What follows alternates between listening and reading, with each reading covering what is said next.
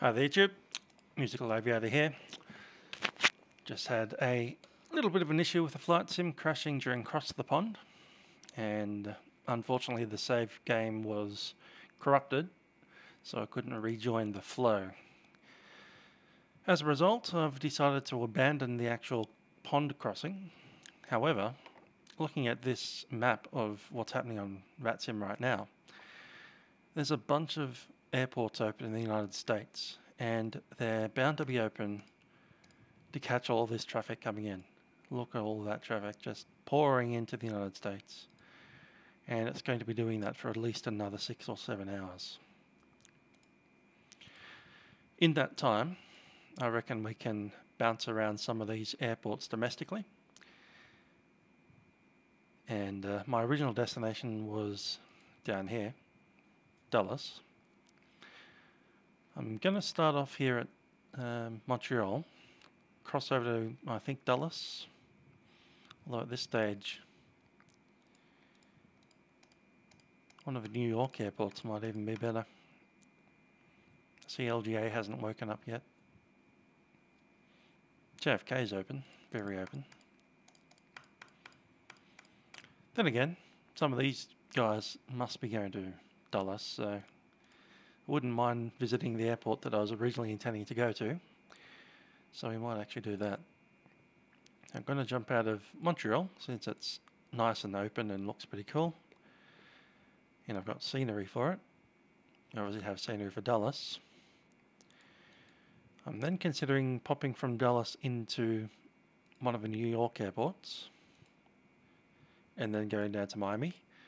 Alternatively, if we're running out of time, I'll just go Dulles direct to Miami.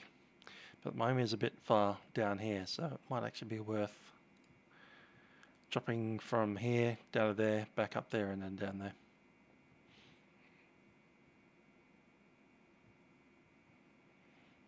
MSP is the middle of nowhere, and there's no scenery for that. Toronto's open, and I do have scenery for Toronto.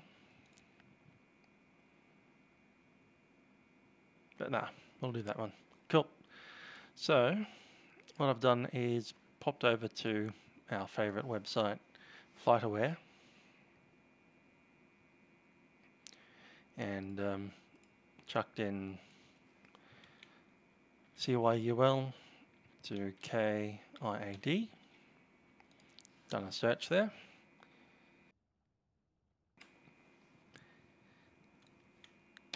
Typing in Montreal properly now.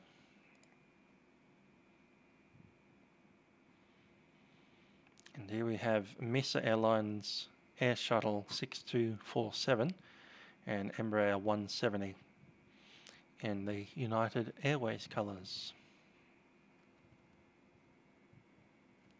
So that looks like it might be useful. Looks like a good flight to me. Montreal down to Dulles.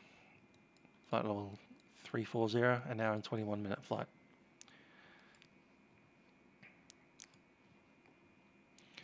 So here we are, ASH 6427, Montreal to Dulles. Embraer 170 in pounds. Going to select a random payload. That looks fine to me. For a US domestic aircraft, we've got a contingency time of 20 minutes, holding time of 60, because by the time we get to Dulles, some of that across the pond traffic might be arriving. I'll do a quick find route just to see what it gives us. Now that looks fairly ridiculous to me. So I'm going to use the one from Vataware instead, FlightAware, which looks like that. Just set that in there, build the route, and there we go. Fawns direct Bugsy direct Syracuse, and then via the airways into Maple. Destination alternates, I don't like the ones it gives us, although DCA is not bad for this kind of aircraft. DCA is not the best place to divert to. KRIC was a pretty good one. Richmond, so I think we'll take Richmond as the alternate. Let's see what the weather's doing at Richmond. Rain, cloud broken at 900 feet. And what time would we get there? About 1600. Nah, it's already past 1600. What is the time? UTC 18. Oh yeah, that's alright. The time changed. Daylight savings went away here in Sydney, in Melbourne I mean, and Sydney, and Hobart and Canberra. It was daylight savings up till an hour ago, and now it's not anymore. Alright, we'll find destination alternate route for Richmond. It's pretty much direct. And I'll select that one just so we can see it. That's good for me. I'll remove this KHEF and make it KPHL because Philadelphia is a cool city. And there's great scenery there if we need to divert. Hopefully we won't. So I've got an hour of holding time. That's cool. Taxi out's 10 minutes standard. I'll make 15 for the taxi in because it's just going to be a long one. And compute the flight. There's an error here. Exceeds maximum landing weight. Well, how about that? It's because of the holding time. I have to drop that down to 45. Might chuck out some of the extra cargo. Make it a round ton. There we go. That works. So we don't have quite as much fuel. Yeah, it's 45 minutes, so it should be right. Release flight. No need to export it because it doesn't actually work to import on the aeroplane we're flying anyway. There's no ACARS on that thing.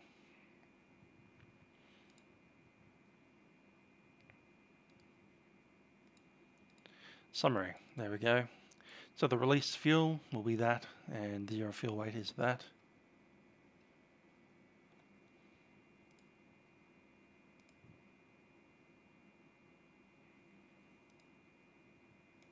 Send that one.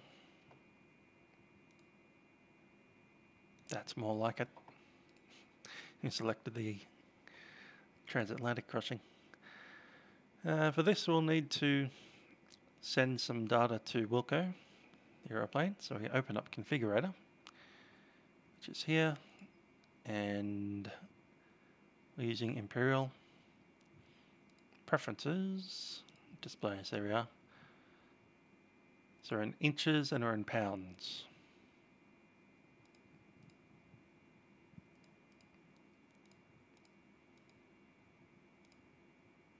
Load manager, we're in the 170.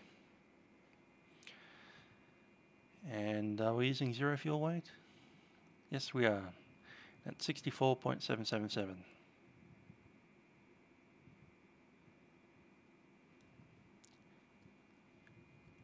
.777. That's as close as we'll get it. It's pretty heavy actually. I'll just double check we are in the 170. Yes, we are. Cool. So I'll set that, send it over to the flight sim.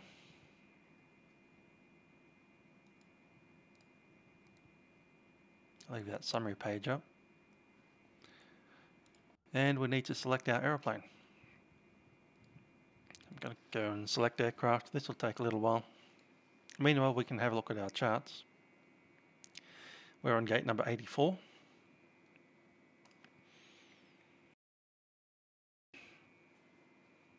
And I'll pick another chart out.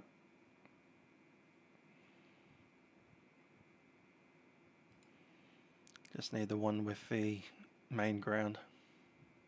There it is.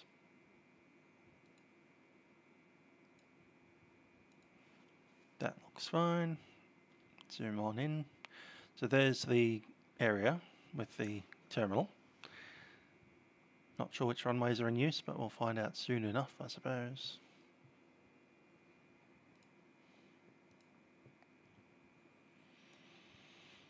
Hopefully it's 6 right, because that's the closest one. Other options are 24 left. They might use the other longer runway, but usually it's a shorter one.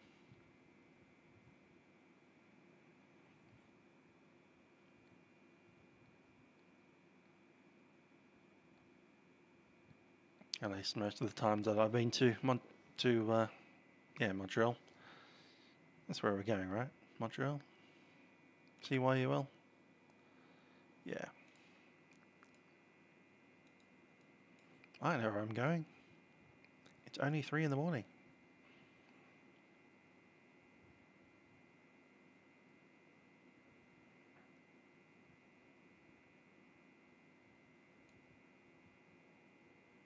There it is. United Express colours, and our call sign is Air Shuttle.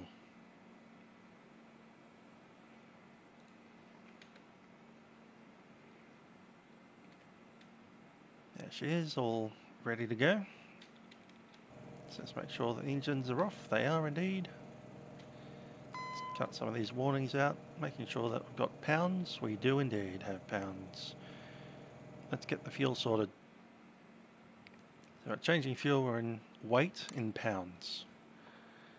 And how much do we need again? We need 12,786. 12786.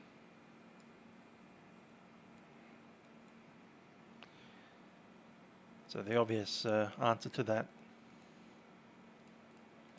is to divide that by 2, because we've got 2 tanks, and we need 6,390 odd.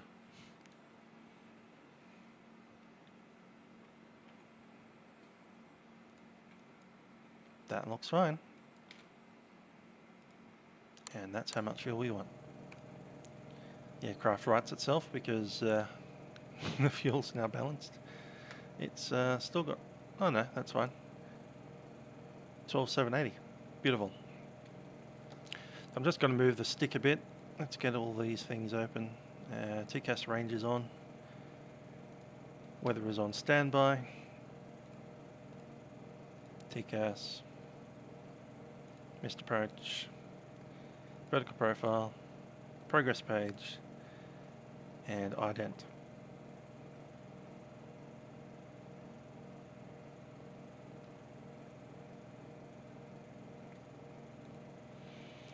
On Vatsim, you can see that over here. We want to put in our proper call sign. And I'll also just check our flight plan is correct. E170/L, correct. Flight level 360. Just double check what we wanted. The real flight's at 340. 36 is fine. Direct is probably not correct. They'll give us a departure. And we're in North America, so you can delete all the directs. Syracuse J59 blah blah blah. 1 hour and 36 minutes. We are not Brickyard and we're not Republic. We are MESA, MESA, and we're Air Shuttle. Rest of this should be fine. We actually don't need the EETs because we're a domestic inside the United States. They don't use it. It's an FAA thing. We're not actually domestic. We're coming out of Canada. United States of Canada. Yeah, not really. So that means I probably need to put the first one in there, which is KZBW at 10 minutes.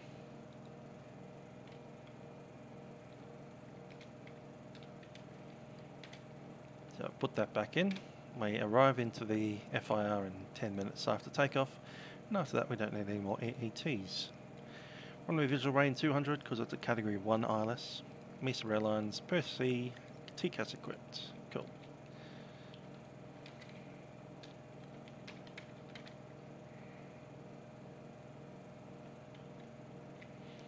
Don't know why it left my name out that time, but there we go.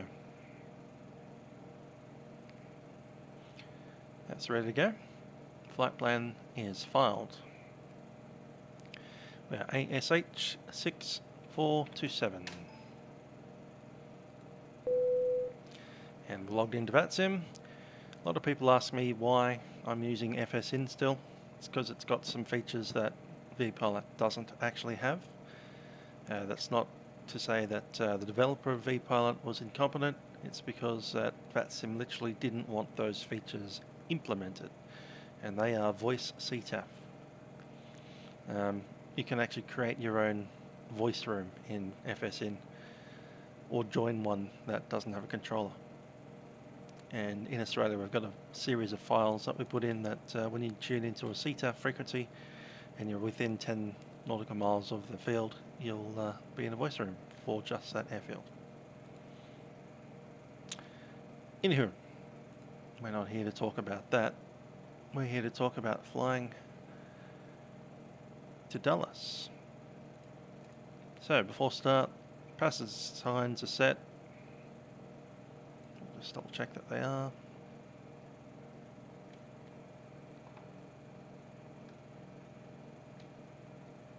They are. Sterile cockpit is off because we don't need it.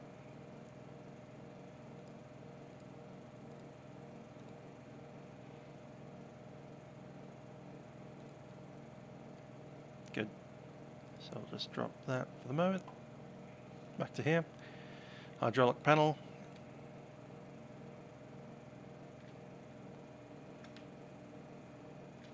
Hydraulic systems are on. Pressurization panel.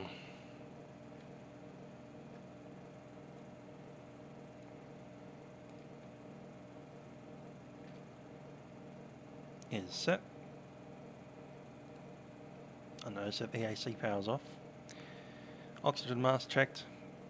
Flight instruments. Thrust levers are idle. Fuel quantity is set. MCDU is not set. Pitch trim is not set. And, well, there's the line there, so I'll just stop at the line. Let's pop into here. Navigation data is not set.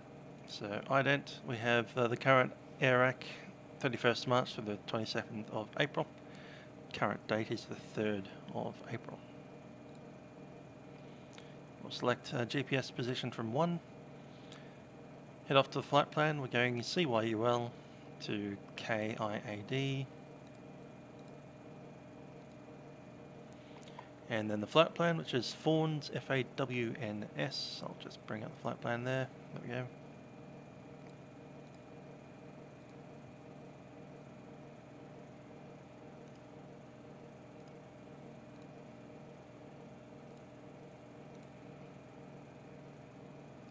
NS. And a Bugsy, BUGSY.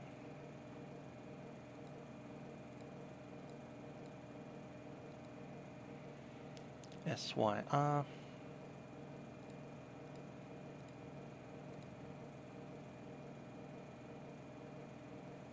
First one. J59.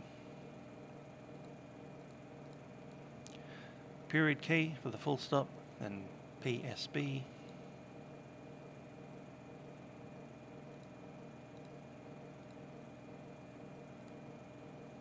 All the way to the end, and KIAD. You do need to put that last KID in. Okay, so we'll activate that. Set over to the performance initialization page. I like to go a little quicker than the standard. So it's 290 up to the cruise, which is 0.7. Make it 7.5 for the climb. Oh yeah, no 0. 0.75. Cruise. Let's have a look at what's happening in the page. 0.78. I like 0.78.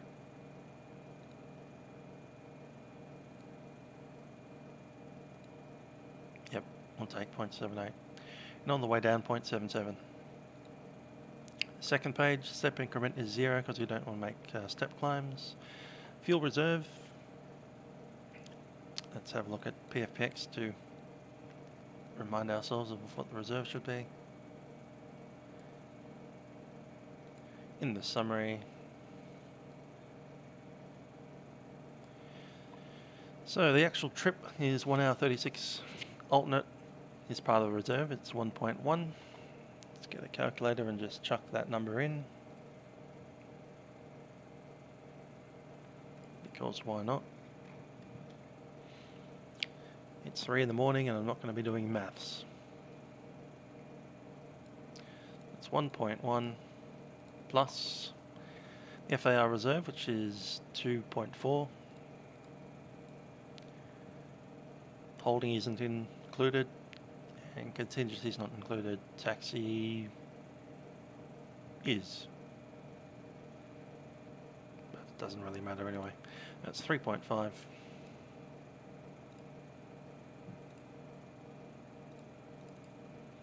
£3,500. Let's go to page 3. Transition altitude is indeed 18,000.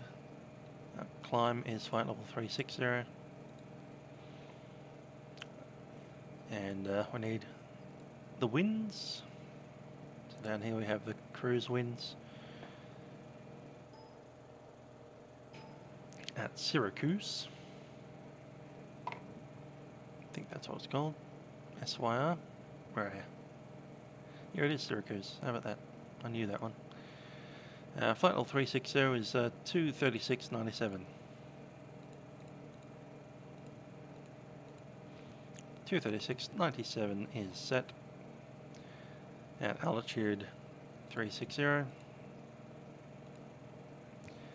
and the zero fuel weight is 64.7.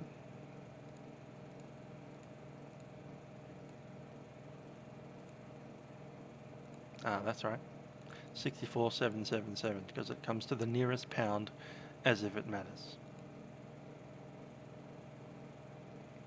Performance data, step climb 0. All happy with that. The actual plan is 6.9 and we require 3.5.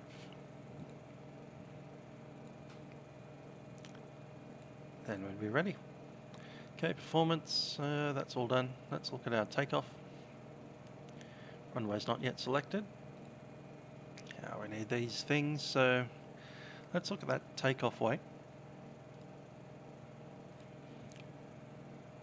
Takeoff weight is 77.4 or 77.443. Unfortunately that's pounds and we need it in kilograms for our silly thing, because I don't have one in pounds. If you know of a one in pounds, feel free to let me know for the E170. But 64777 LB in kg. And we want 29.3.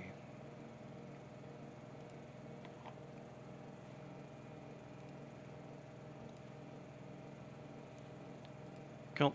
So we're going to be using flap 2 for the takeoff, 29.3, 29.5 is close enough. V1 is 177, rotating at 127 and 134.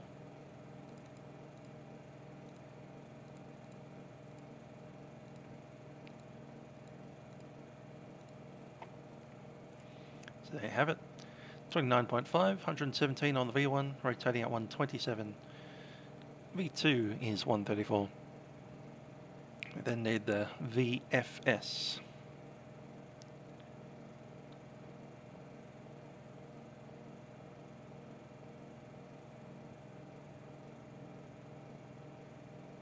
There we go.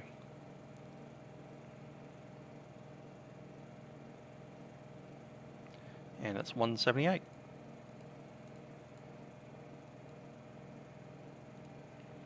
Checking out the climb. Looks fine to me. Cruise, all good. Landing, blah blah blah. So we go over the radio. It's going to squawk code 2000.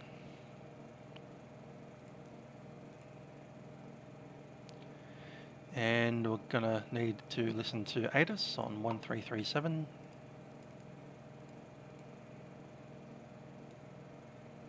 Switch that in.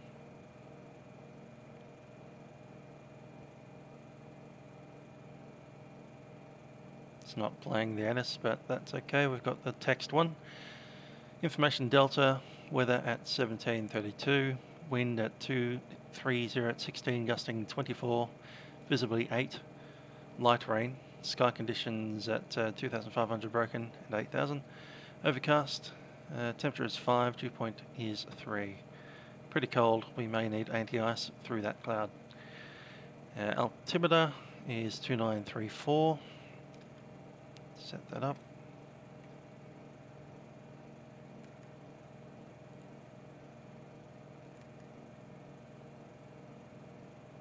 Really? 2934? Nah, can't be. Oh yeah, that's right, I don't have my weather set up yet. Let's do that and read the rest of this thing. Approaching ILS, runway 24 right and runway 24 left. Departure is runway 24 right and 24 left, so that doesn't really help me much. And information Delta.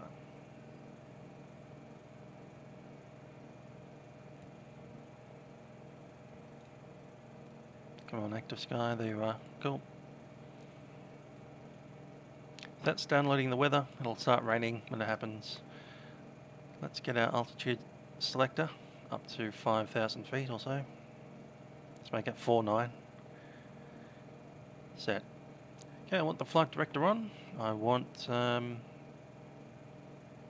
is it FMS mode? And HSI. Over this side we also need the map, all that stuff open.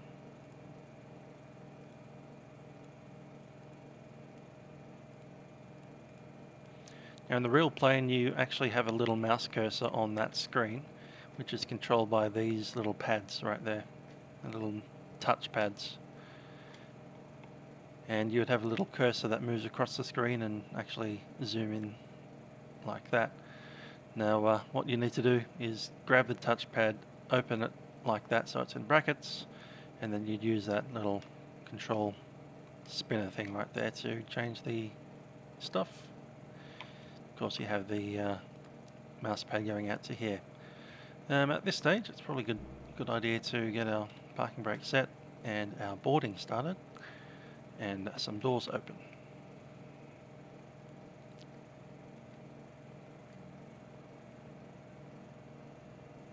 See what this says. Yep, that's all fine. That's all to be expected. Okay, so we've got the stairs coming up. For some reason they're not using the gate. Whatever. It's flight sim.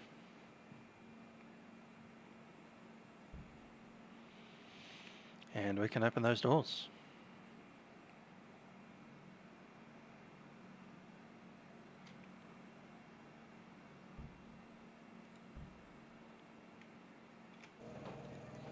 This is a Fly Tampa product for the scenery. And opening up the ATC thing again.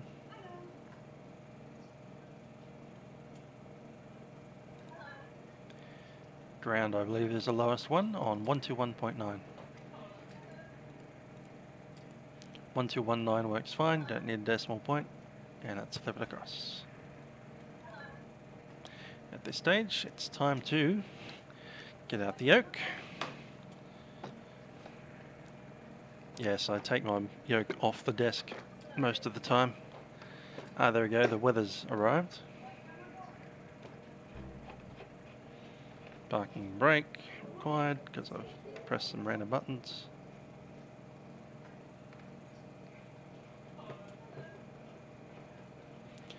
Camera might be bouncing around as I screw in the yoke directly into the desk. That's okay. Now you'll probably notice that we don't have the speed set. You can do that over here with the FMS speed, which I've just done. Flick it straight across and there we are.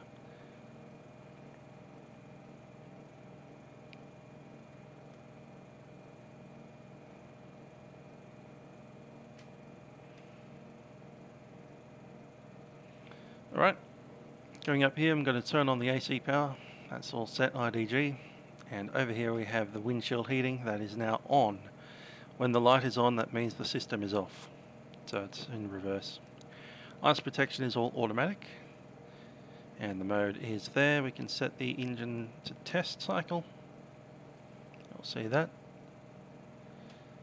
And then the wing anti-ice, it'll give a ding, say that it's failed because it's not on. Send that back to off, and everything else is automatic. You can also turn it on, but you know, automatic's fine. Nav lights are on, doesn't need to be on there. Cool, baggage has arrived. The baggage trucks want to have, you know, dodgem cars. But with any luck, the first one clears out first. He's winning so far. Let's go and have a chat to the controller.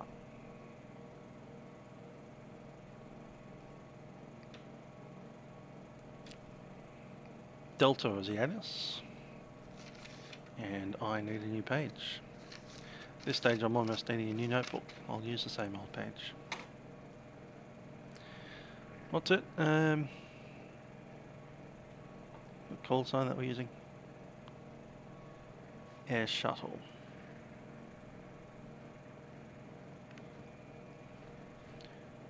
(6427). It's got a big box around that one.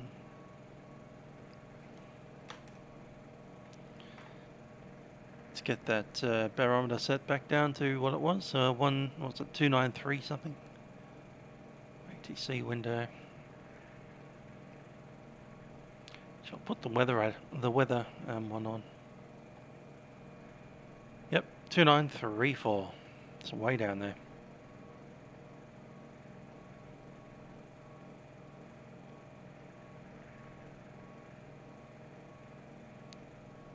Two 2934. What's that in QNH?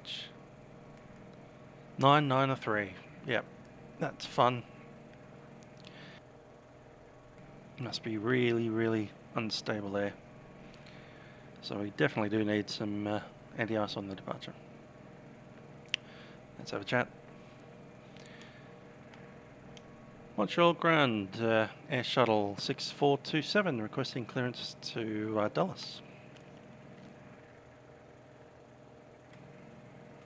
Air Shuttle 6427, Montreal Ground, good afternoon, sir.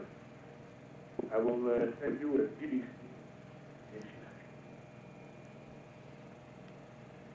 They're going to give us a reroute of some sort. It's about chat window.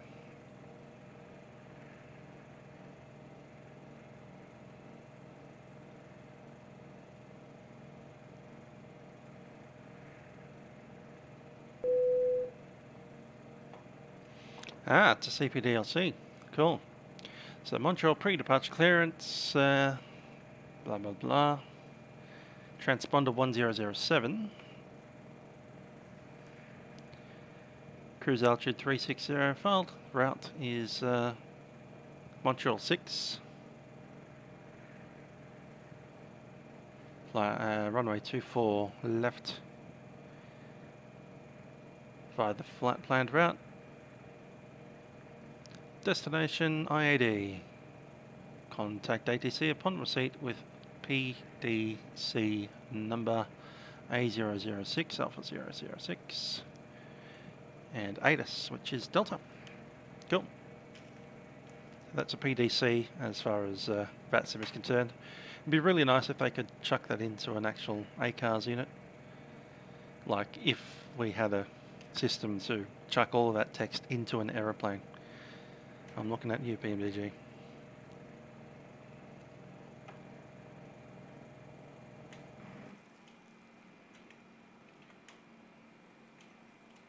Cargo is done. Doors closing.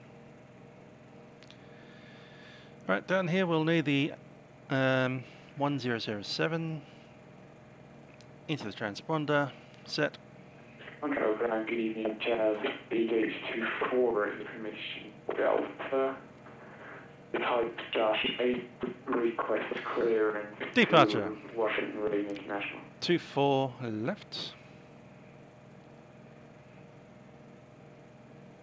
Yeah, it's just Montreal 6. Let's have a look at what that has in store for us. That's Dorval 6. Trudeau. Kipax. Nah, it's not one of those ones. Would have thought it would be that one. And actually it is that one, Trudeau, because it's the name of the airport, Pierre Elliott Trudeau. So it's pretty much straight ahead, radar vectors. Any interesting notes? Segment climb, not for our airport. So it's a standard climb, 3.6. 24 left is what I've got. So it's climb out of a heading of 238. Let's put that heading in.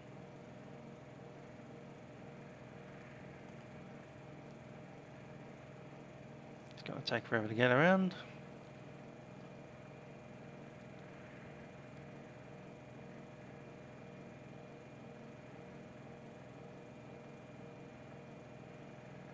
There it is, 238.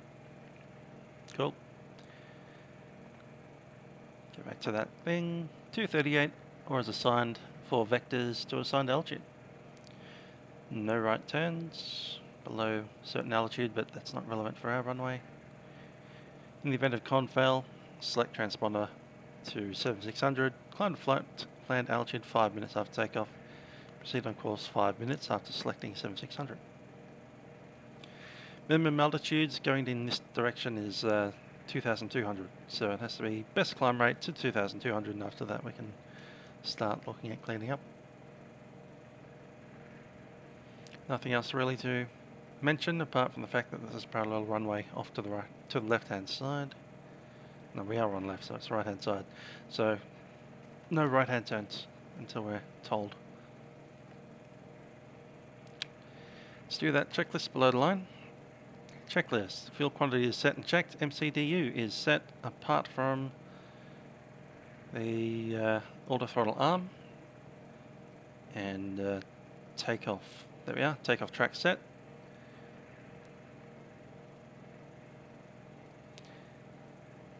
MCDU is also set. And we're going to use that Trudeau. Insert. And yeah, so it's fly assigned heading, vectors to forms, and then a direct to. That looks fine to me. Altitude constraint. We're given one.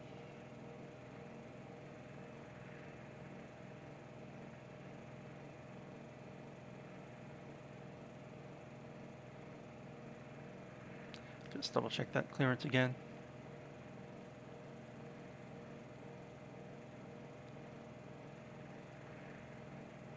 Must be in the departure route. This top altitude. Yes, there it is. Jets maintain 5,000. Pretty standard. Altitude select 5,000. And that's all good to go.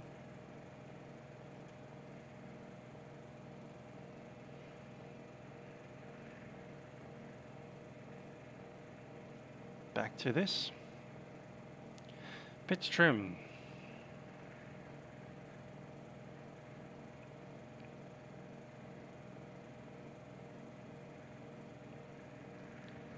Let's make sure I have everything up here.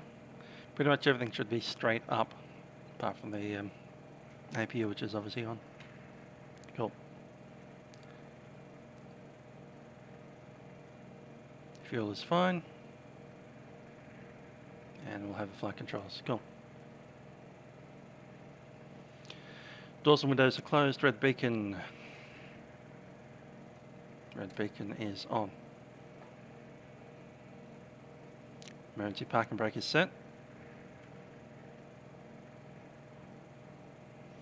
Talk about that when we are ready. 84.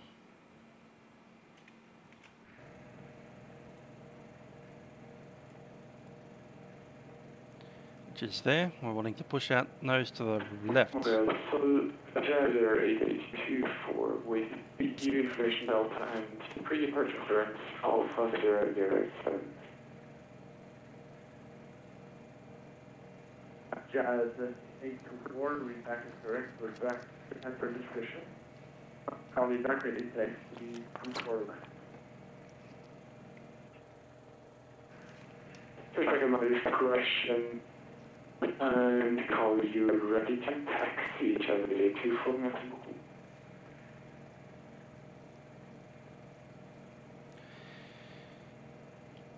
Montreal, Air Shuttle 6427, squawk code 007 and departure code Alpha 006, information Delta, ready for pushback, gate 84.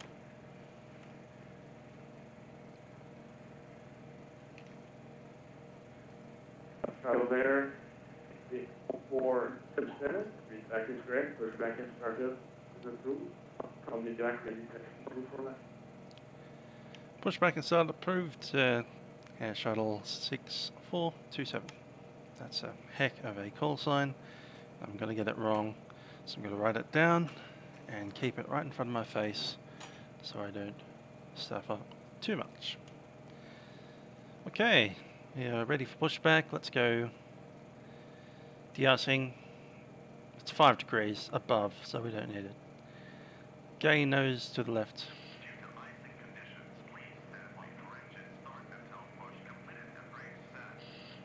Copy that. You're ready for push once you're ready. So they don't want us to start the engines until we're actually on position. Okay, let's just review. We'll need the auto brake eventually. Parking brake is already set. Need to get my rudder pedal set and my seat perfectly adjusted.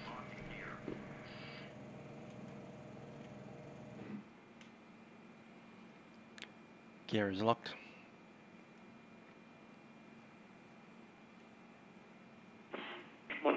Good evening, this is Air Canada 364 information center for requesting clearance to Toronto. Air Canada 364, inspect receipt, key clearance and fuel station. Wait for this car to go past. Cool. Parking brake is released. Try again, Air Canada 364.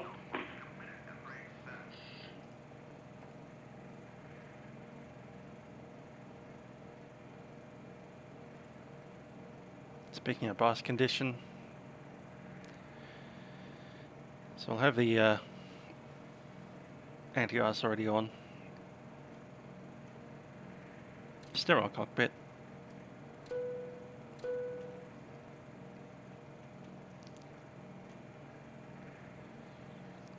Ladies and gentlemen, this is your captain speaking from the flight deck. Our ground crew have just begun pushing us back, and we will be on our way shortly off to Washington Dulles. Thanks for choosing to fly with us at United Express as flight number 6427, service to Washington Dulles. As I said, we'll be on our way shortly. Cabin crew will be just coming through the cabin and making some presentations about some important safety announcements. Make sure that you do pay attention as best as you can so that you can have a very safe as well as enjoyable flight. Thanks for joining us aboard. This is your captain, Trent Hopkinson.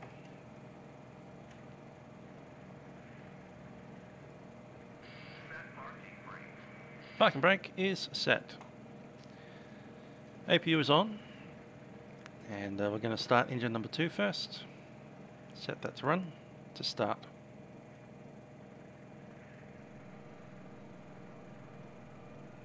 And 2 is rising.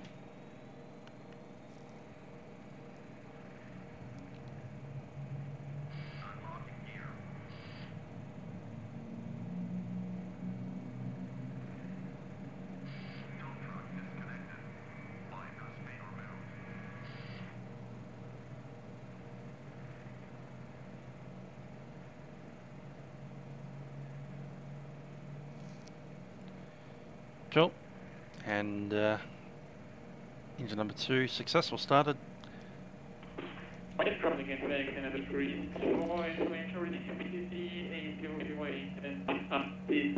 N1 is stable, ICT is stable. Selecting start on 1. Cover that ground, taking a look over to the right hand side. Have a good day.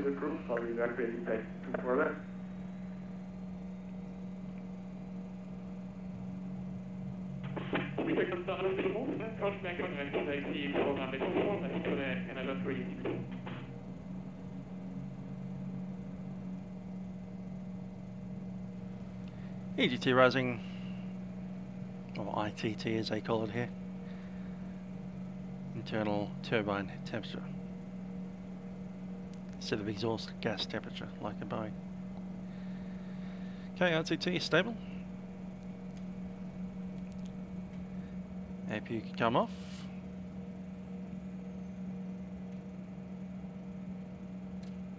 No-go lights are on.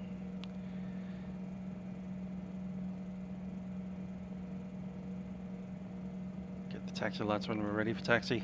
Alright, just doing a control check. Left and right is good. Down and up is good.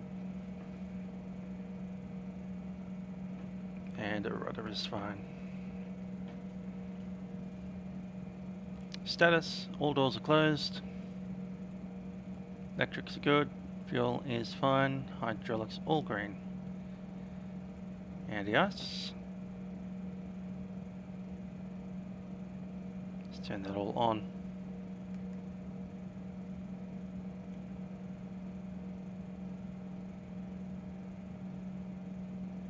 Good stuff. Okay, transponder goes on.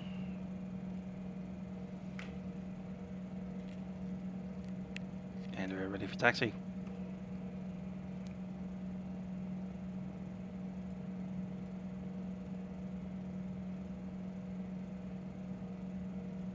Those two there. So at 80, which correlates to in here somewhere.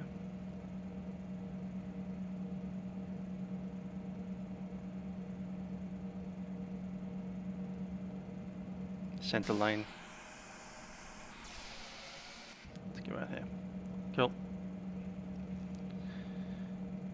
And okay, it's that side. That's a significant change.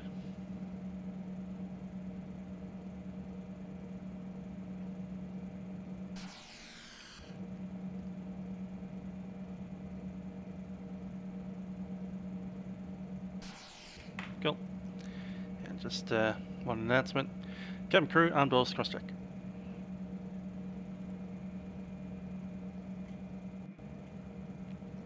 Anti-ice mode is not auto. Let's put it back in auto. Do what it needs to do. Cool. And checklist. After start, ground equipment is removed. Slats set 1. Flaps set to 2. Flight controls have been checked. Before takeoff, takeoff config has been set. Brake temperature is all cold. ECAS is checked and transponder TARA. Before takeoff is complete. Let's go.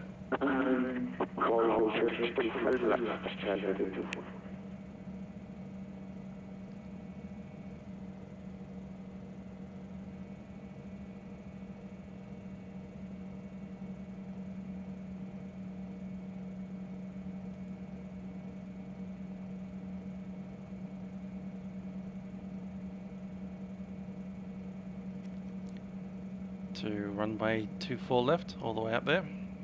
Cool.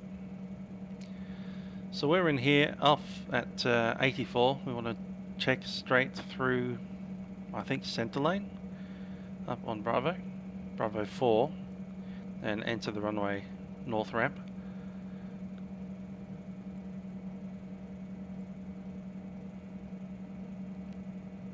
And Alpha 4. Cool.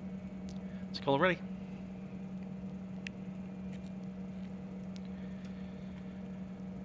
Montreal Air Shuttle 6427, information Delta is ready for taxi from gate 84.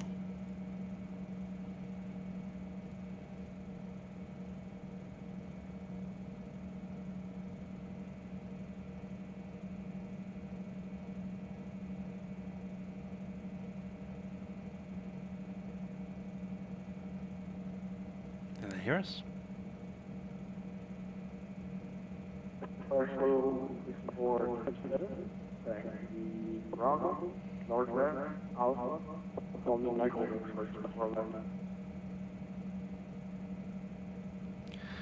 Okay, we clear the taxi via Bravo Delta Alpha, and we'll call you holding short 24 left.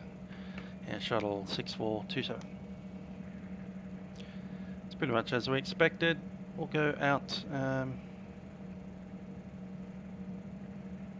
to the right hand side, taxi along straight ahead I think, onto Bravo. From there it's Delta and Alpha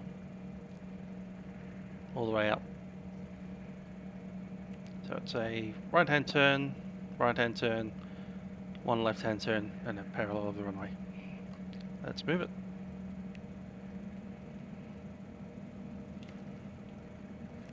Checklists are all done pretty much. Just watch out for this truck, he might come on that bit of the road. He stopped for us. He is going on that bit of the road, but at least he's smart enough to stop. Thank you, Flight Tampa, for not having dumb traffic.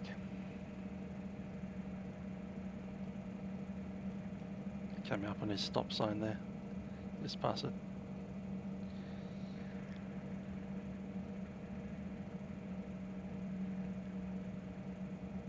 Busy apron today. Let's put the wipers on.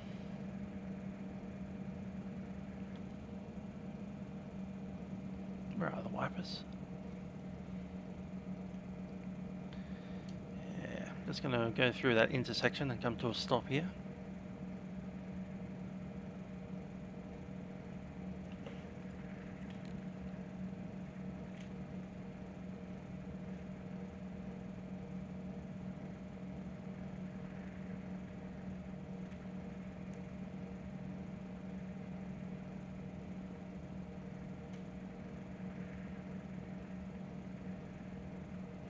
There they are.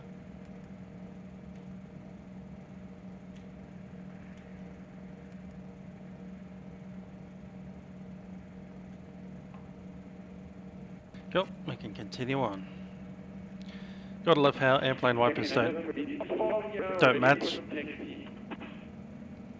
They're independent and they go in different rates.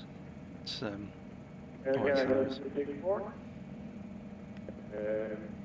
Taxi Northbound, Foxtrot, roll back on runway 10, Alpha, and call me back over the short 24 left.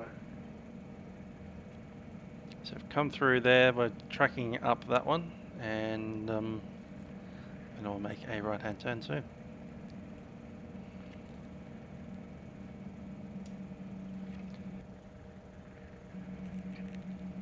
At least this time we've remembered to arm the flight director and takeoff mode, unlike last time.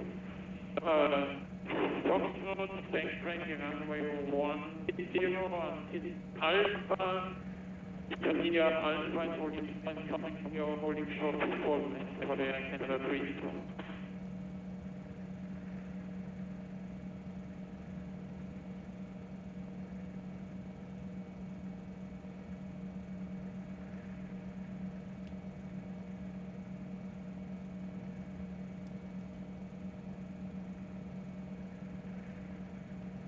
That's us, and then we're going to go up on Alpha.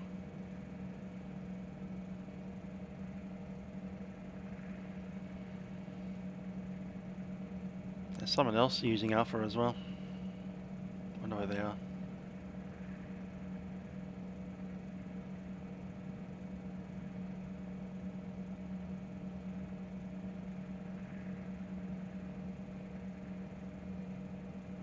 We're shuttle 6427, watch our traffic is going 738, translate as per right.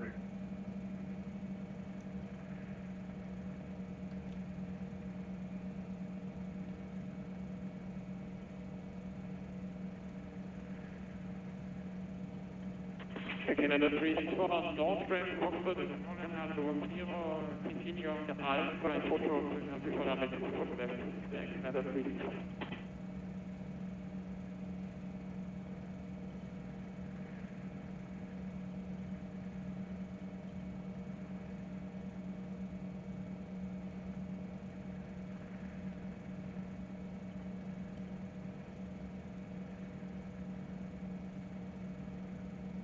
Jazz 8824, contact Montreal Tower on 119 still right. En attendant le tour de Montréal sur unité immédiate 9.9, au revoir, chers réalisations.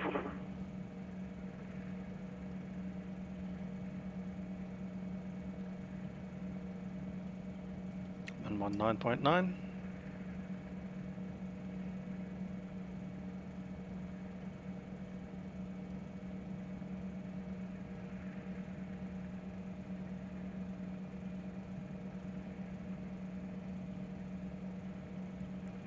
Alpha.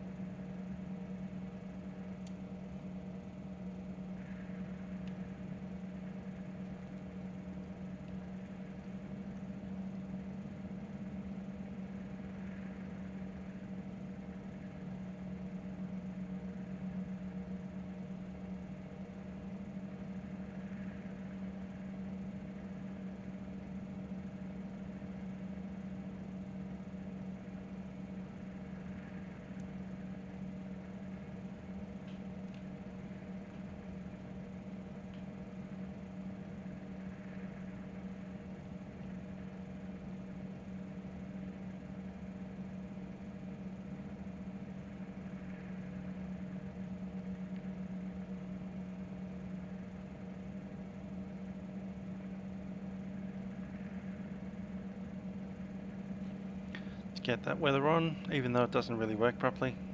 It may not show anything at all.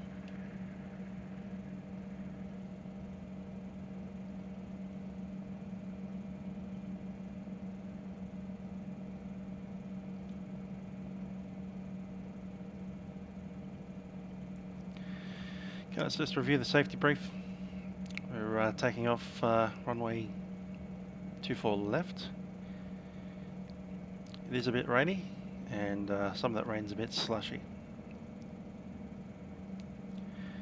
So I've got a safety speed at 80 knots. After that it's a high speed abort up to the V1.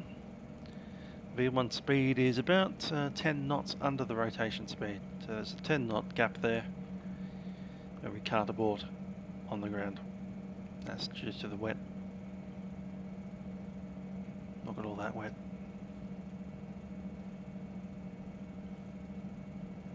Standing water on the taxiway. So braking action is probably not going to be the best, but it's not too bad. Once we do become airborne, there's a bit of cloud and rain around, so if we need to, we can make a circuit. I'd suggest that we climb all the way up to 3,000 feet before we start dealing with any engine shutdowns or emergency procedures. And we are light enough to make a straight return.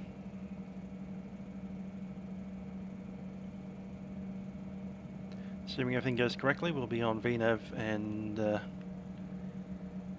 navigation mode as soon as we can. Actually, it's VNAV and heading. Heading is currently on runway heading.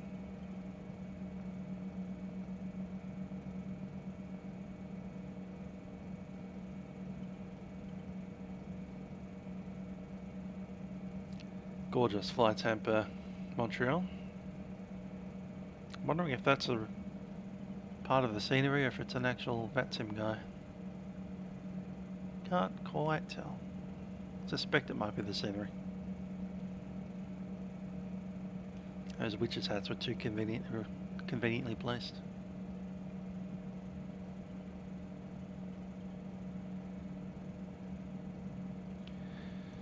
I'd say that rain stopped,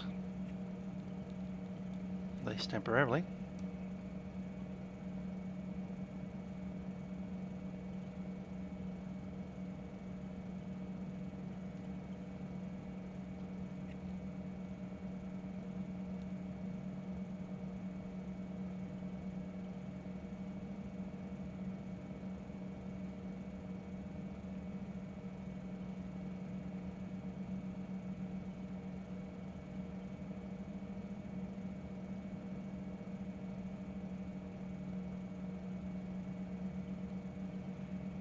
coming up on the turn.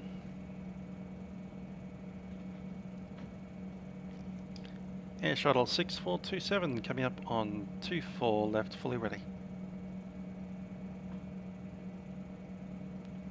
Air Shuttle 647, has attacked in Montreal Tower, 119 control liner, have a nice flight. Over tail 119.9, Air Shuttle 6427.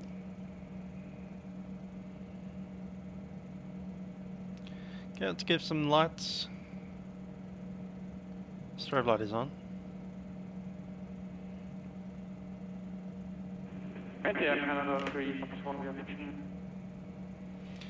119.9 set. We're with Montreal. Montreal Tower Air Shuttle 6427 is ready at runway 24 left. Air Shuttle 6427, Montreal Tower, line up and wait, runway 24 left. Runway 24 left, line up and wait, Air Shuttle 6427.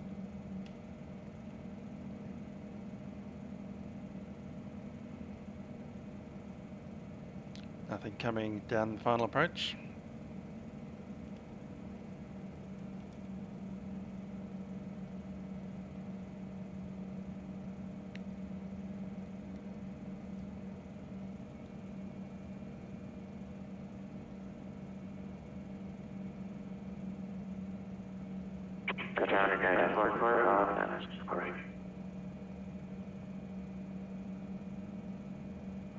Station calling from Montreal Tower, say again, please. Montreal Tower, this is Air Canada 414 on the islands, runway 24 right. Air Canada It's a lineup. 414 Montreal Tower, Roger, with 209, your flight land, runway 24 right. That's a 24 right, correct. Stage land 24 right. Landing lights are on. Strobes are on. Montreal Tower, good evening, Air Canada 36 for holding short to fire.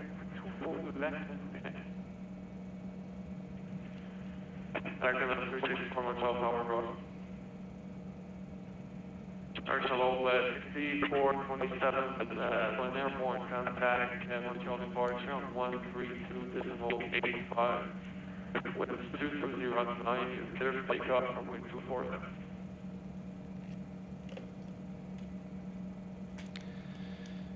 Frequency 132.85 after departure, runway 24 left, cleared for takeoff, Air Shuttle 6427. Very clear for takeoff. Lights are on. Air Canada 364, line up and wait, runway 24 left, after the departing right. 50%. Takeoff thrust. Wait up the running in the runway 24 left for Air Canada 3. Check.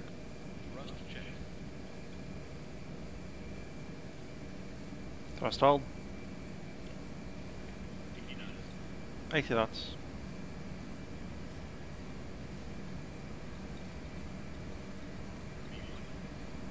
V1.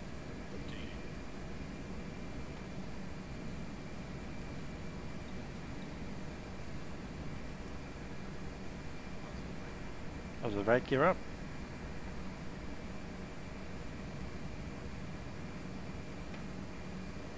Trim that out a bit. Check. Now the approach 132.85. That's it.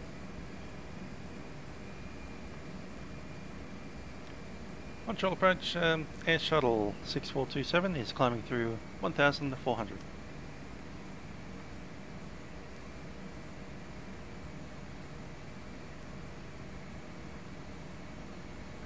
Air Shuttle 6427, Montreal approach, radar, that's 5,000. That's rendering a pond on 170,000. Climb 17,000 direct to Fawns, Air Shuttle 6427. Flaps 1.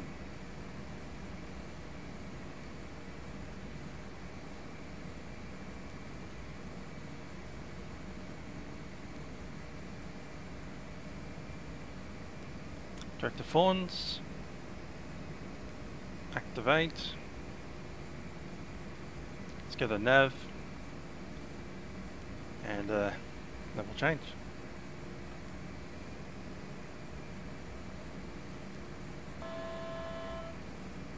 $17,000.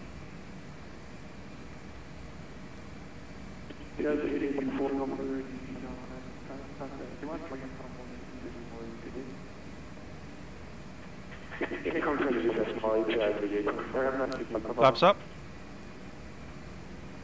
Bye-bye.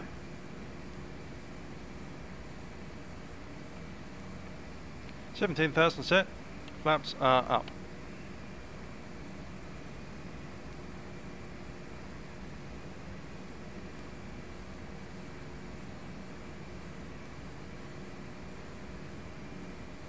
There we go.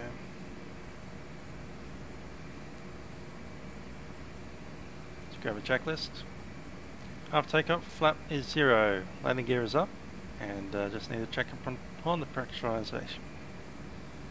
Pressurization delta P 3.3 and climbing. Oh yeah, good. Gonna increase the climb rate a touch there. Get the speed back.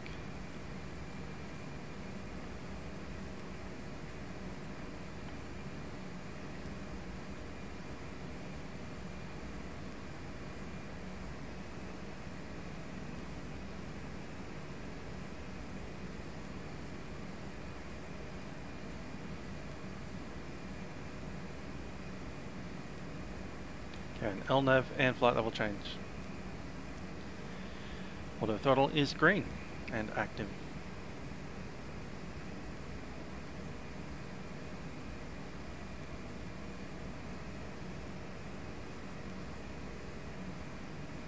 Control departure, good evening, Canada, show you 64 on runway.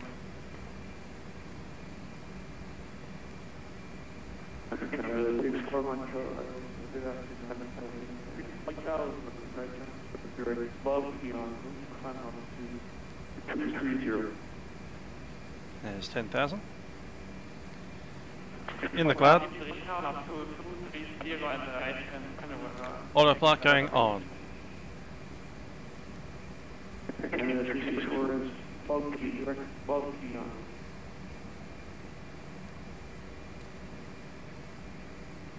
Landing lights are off.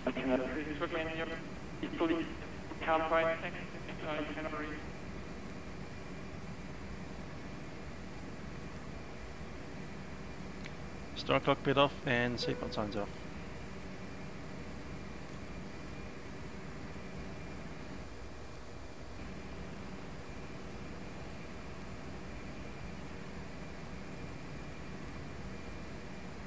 Not much out the windows there except cloud.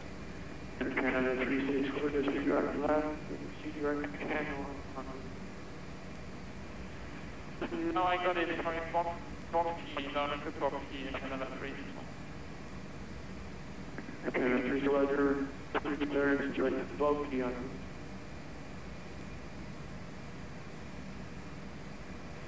Then in now, right, box key.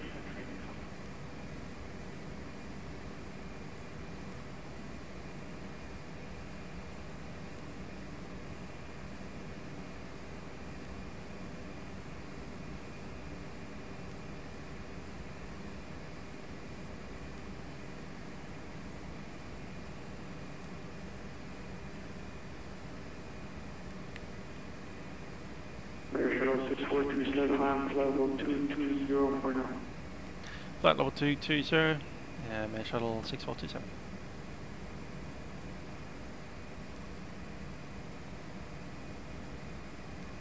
Level 220 set. Air Shuttle 6427 Is change approved, Air Shuttle 6427.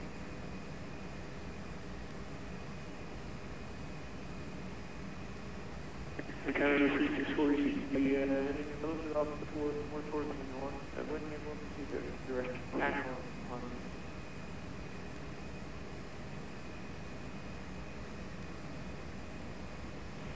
positive now like Canada 364.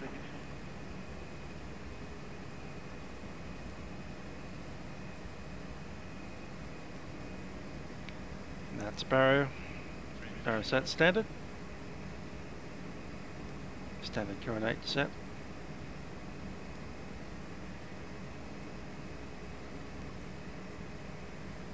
2992 set.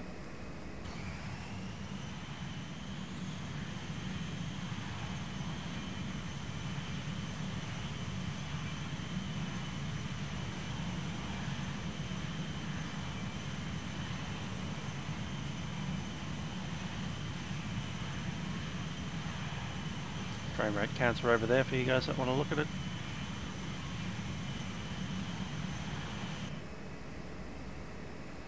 Drops 10 in the cockpit, but then pops back up.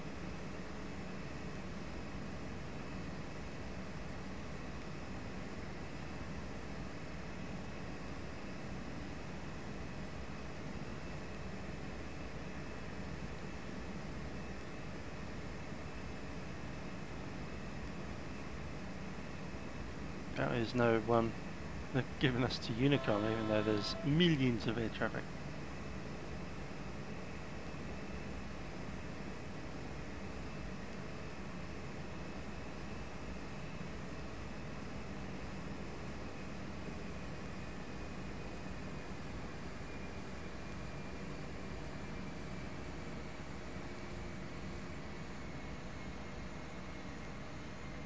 In 2000.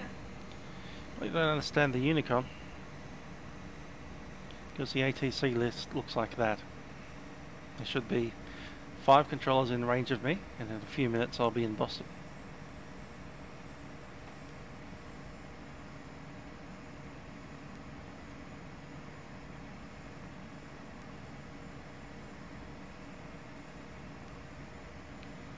And Air Shuttle 6427, are we good to climb to our final altitude, or what's up?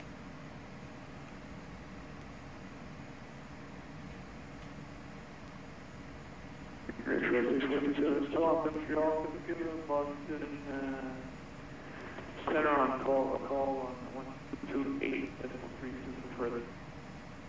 128.32, cover that. Air Shuttle 6427. 128.325. Set.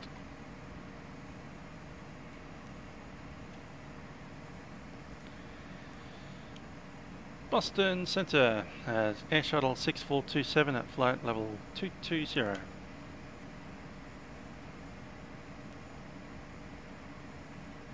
Shuttle 6427, Boston Center.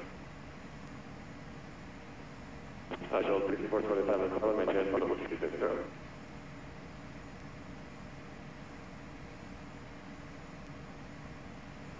Hope we get a climb at some point, because all of that oceanic traffic is just pouring in above us right now.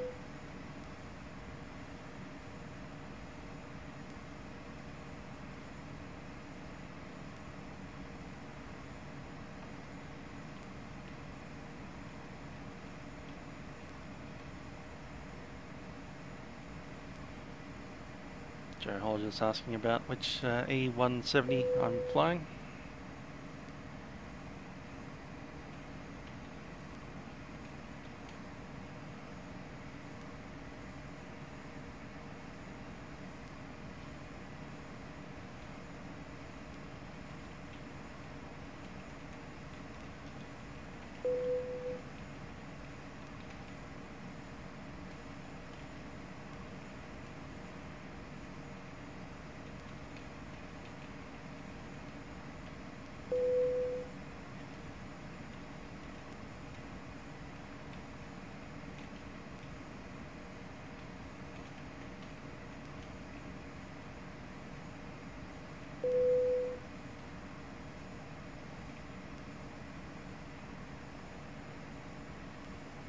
Having a chat about what we're doing here. So yep, I told him that's a field there. He asked if I'm a YouTuber. Yep, certainly am. You're watching Musical Area right now.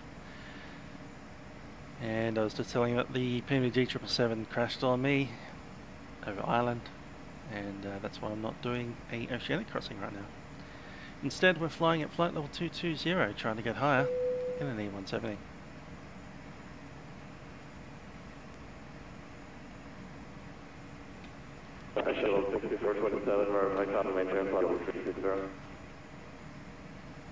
Flight level 360, Air Shuttle 6427.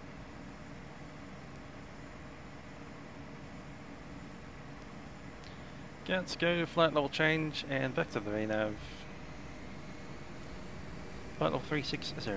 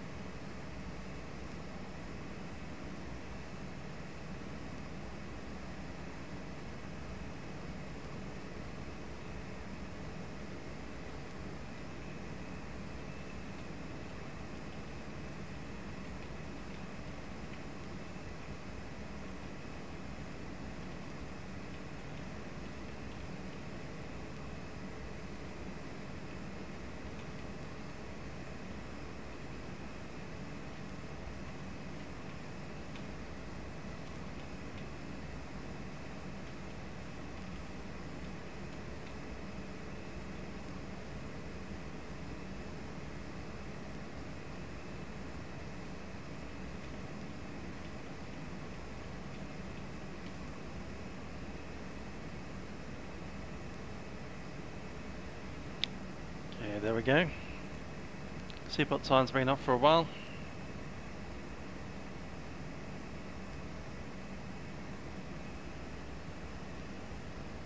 Let's take a look at the PFPX and see what we've got here for the flight plan. How much fuel we are expecting to have. Bugsy was expected to have. How much fuel? That's right, it does it in full things. 11:42. It is behind us. Is there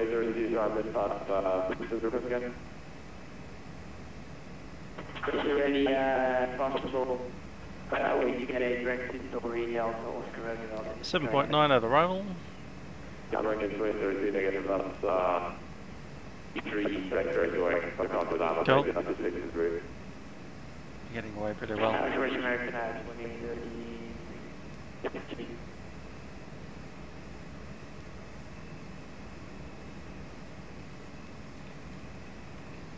Delta 473, contact Montreal Center, 133.22.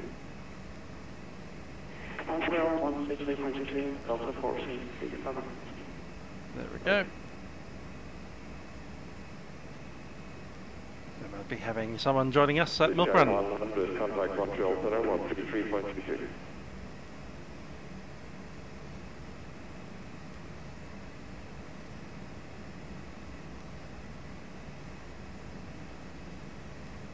Yeah, you saw that, didn't you? Down to 6. Lead star 100, contact Montreal Center, 133.22.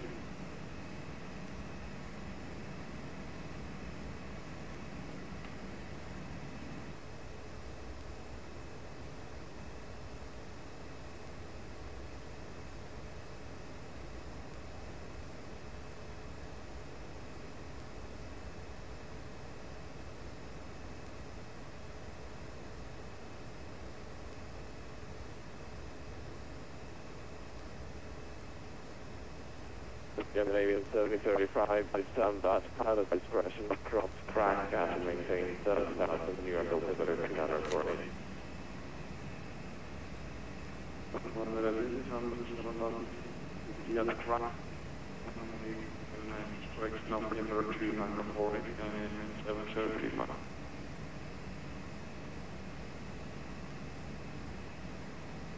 American 2032, cross slowly and maintain level 200. That's right, maintain level 200, American 2032.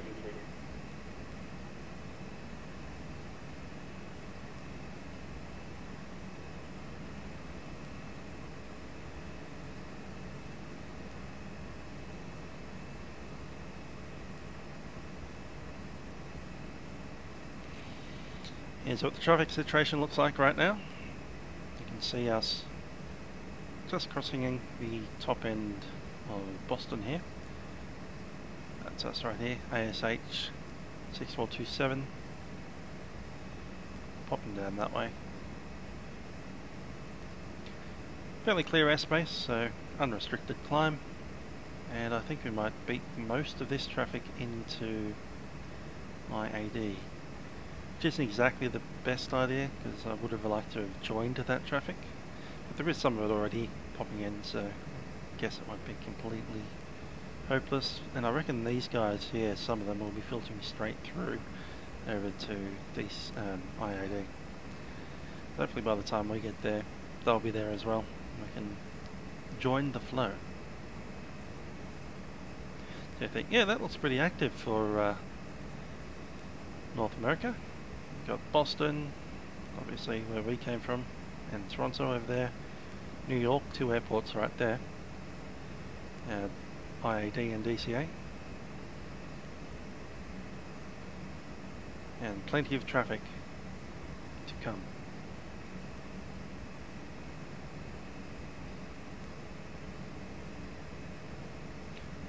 And down here we have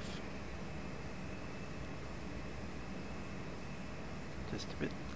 Down here we have Miami ready to take some traffic, and hopefully that'll be our destination at a later point in time today. Here we go. At least 1,345 unique connections. We just broke the record for the number of people connected to Vatsim at the same time in recent history. Well done, and all enjoy your flights and controlling sessions.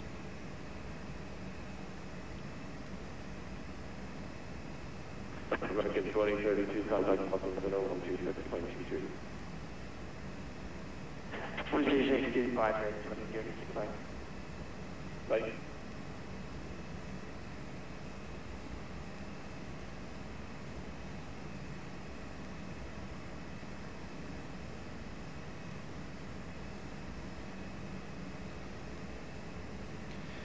I'm going to go and plug in the numbers as if we don't have anything, any particular holding. Cool. And to do that I'll need PFPX. Go to that summary page, and we're looking for landing weight, which is 71.5, 71,550 will make it.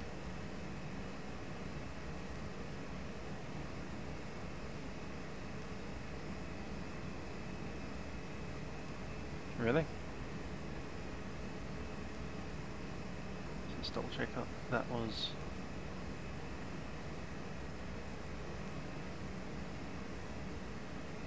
I put in the 0 fuel weight.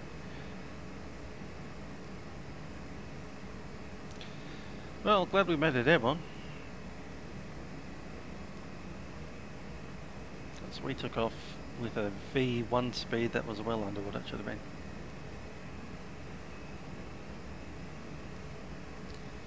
Okay, 32.5.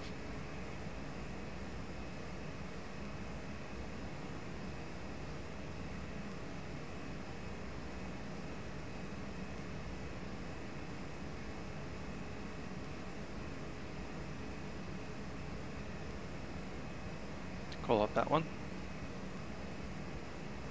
33. I'm going to be using possibly flat 5 for the approach. Let's call it. It's going to be a flat 5 approach because you've got heavies mixing it in with like 777s and stuff, and they're going to be floating around at about 145 knots on the final.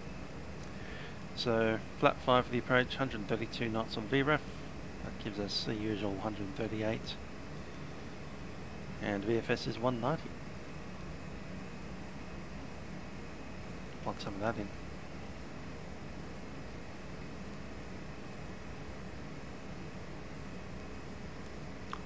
Not nav, performance. Landing.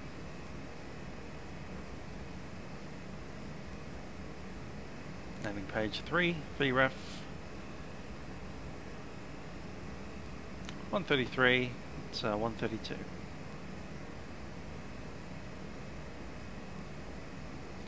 138 for the approach. AC is the climbing speed. To be flat 2, 157.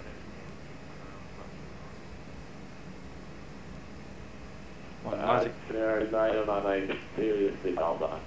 I highly doubt that. And VFS 190. the opposite of just name.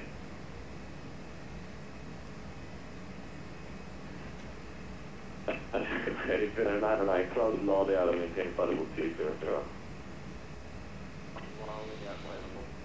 So if I wanted to divert somewhere with ATC, as that guy was alluding to in the previous transmission, I'd probably choose Boston because that's not an event airport. There's only 7 aircraft there on the ground at the moment. 9 aircraft on the ground. Whereas New York, well, look at that.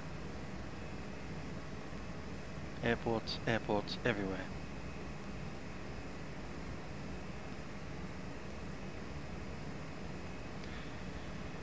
That's 900 feet to go.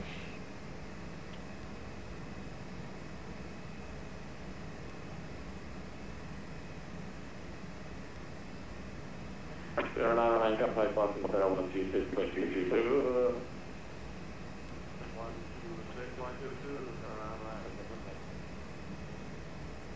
Alright.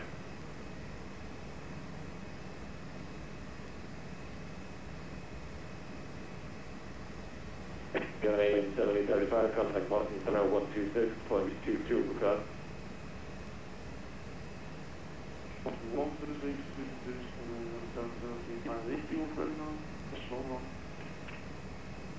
Long.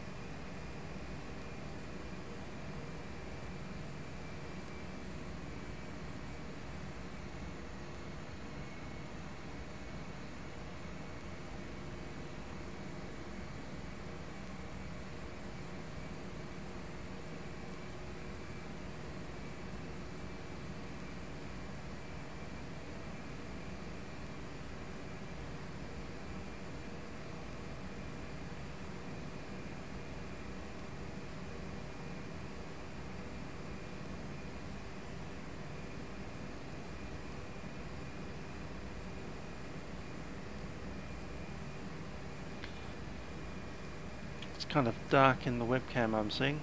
Let's see if I can do some things to change that. Video capture device. I'm still fairly new to using this OBS. I'm using OBS Studio now.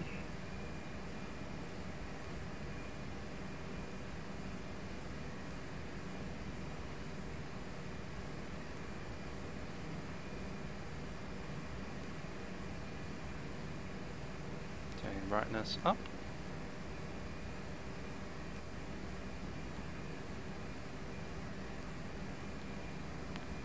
Hopefully that's enough.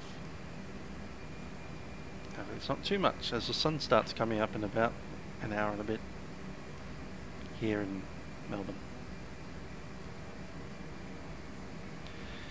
Righty, so we're cruising along at flight level 360. Seems to be quite happy up here.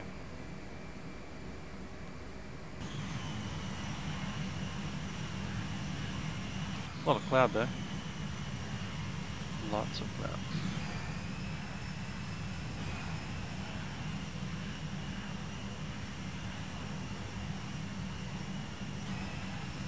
Hopefully there's a little bit less cloud as we go south. Although given the forecast, that's probably not the case.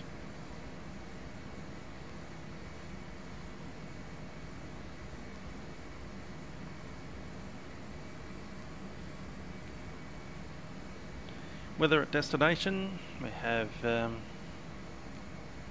it's at 2:30 at 12 knots, 10 statute miles. That's not too bad. Cloud few at 4,000, scattered 7. That's actually pretty good. And from 18, no, that's not us.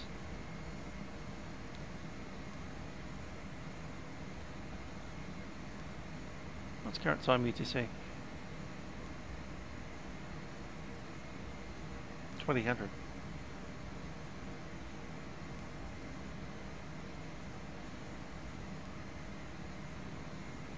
Righto, so it is that. From 18. Bit gusty, 20 knot, 6 statute miles scattered at 9,000. Check any NOTAMs down there at where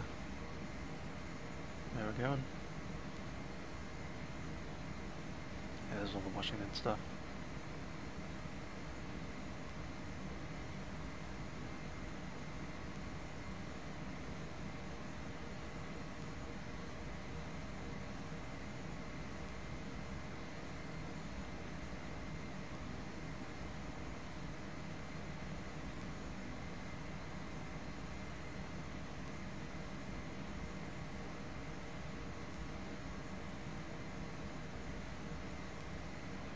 Washington Dulles, taxiway Juliet between taxiway Foxtrot and approach end of 01 is closed today, 0300 until 10.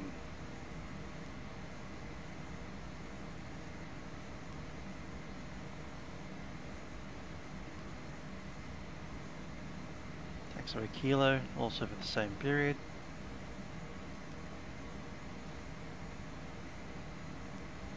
It's not that time anymore. That was early this morning. Yeah, until 10, and the current time is 20, so that's in the past.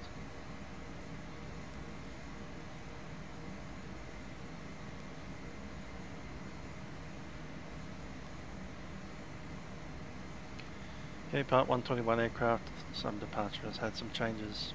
Star.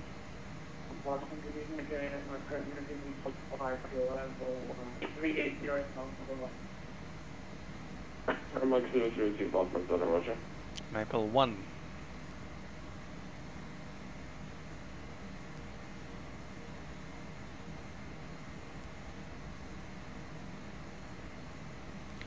Get some of the charts ready. This is coming from FlightAware.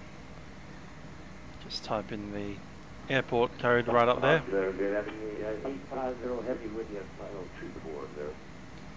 And then you select the charts. So you type in the airport code, you'll get that page there. That just shows the flights that are going into... That's the wrong airport. KIAD.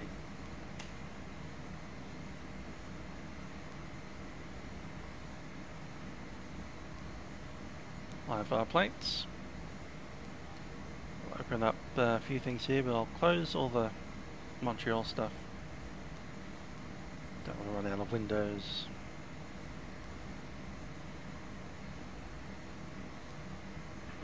United Station is jet in with United 8560 or United 853. Airport diagram is set, and we're looking for the approach. Star, actually. 850.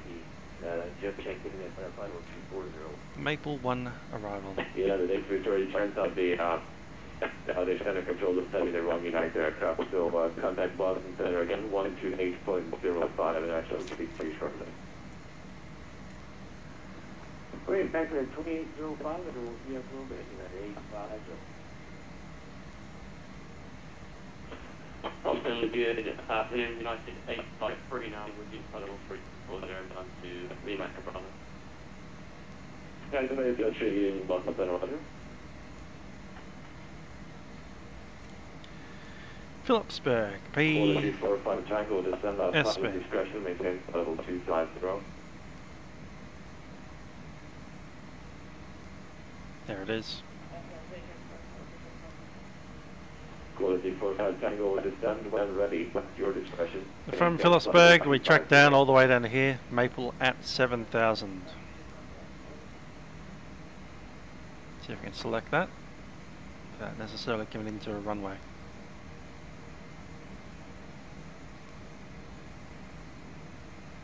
Navigation mode, arrival,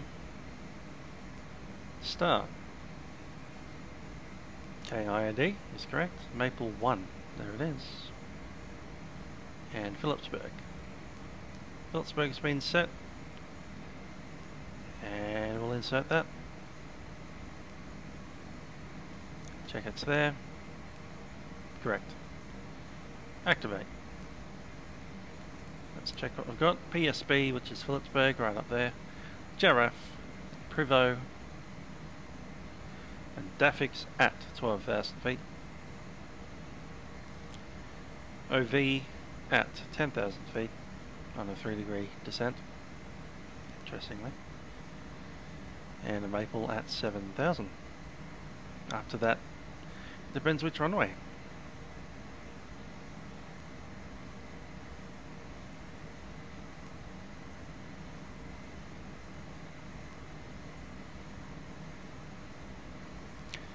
Notes here. Radar is required, RNAV1, DME, GPS, turbojets only. We qualify for all of that. And maintain last altitude until cleared to descend by the Maple 1 star. So currently, current altitude, flight level 360. Can't descend until we get told to descend.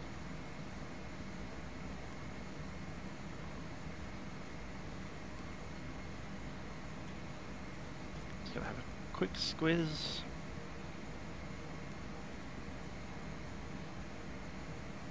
Status.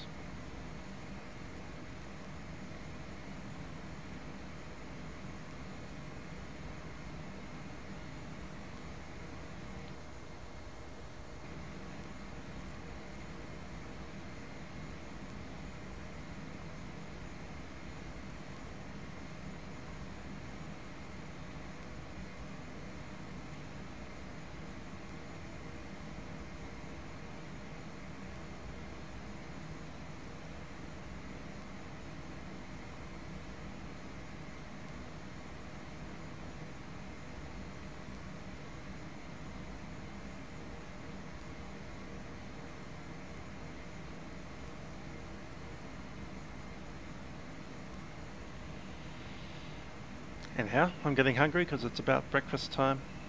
Used to be 6 AM at this point in time. So I'm going to drop the face cam and I'll be back in the seat very shortly.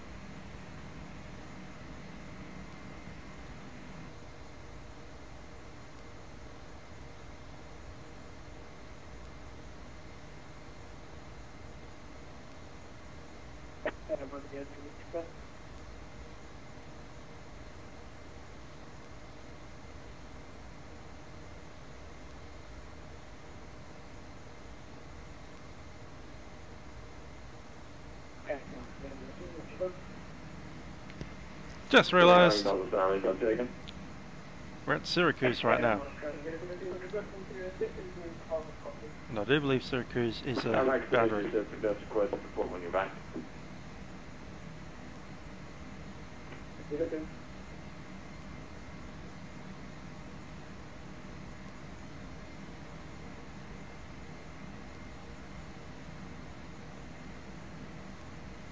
It's not quite. The boundary is Xtol. Cool. I do have a minute to get away.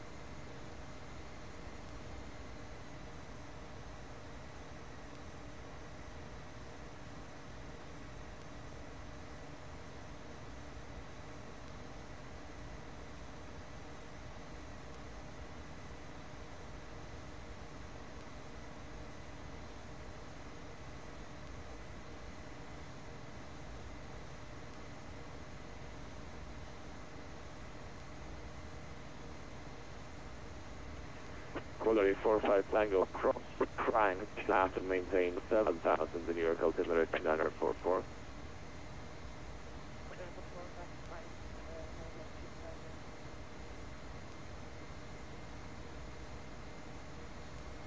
Quality 45 Tango, this instruction all right, the last one is still at your discretion, though you don't have to descend it immediately. At your discretion, instead of maintain 7,002 cross crank after maintain 1,000 the New York altimeter is 2944.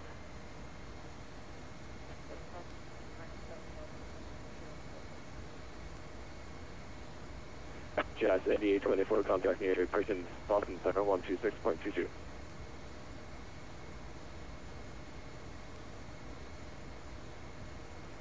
Boston Center on 126.220, Jazz 8824, have a nice evening, bye-bye. And you, bye-bye. Shuttle 6427, contact New York Center 123.62.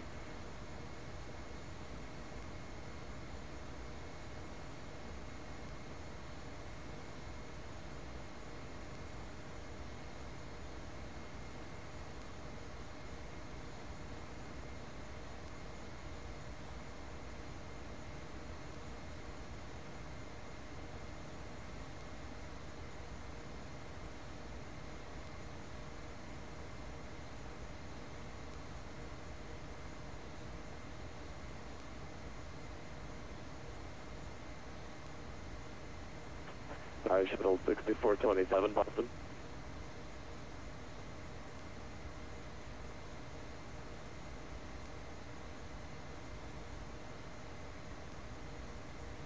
Shuttle 6427, go ahead. Shuttle 6427, contact New York Center 123.62, good night. 123.62, Shuttle 6427.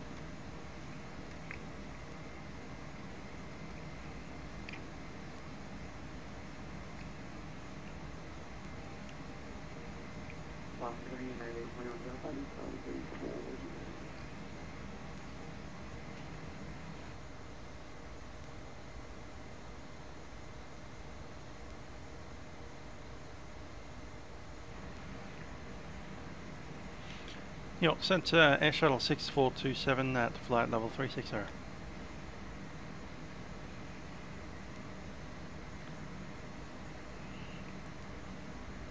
Air Shuttle 6427, your time left. Cool. There we go.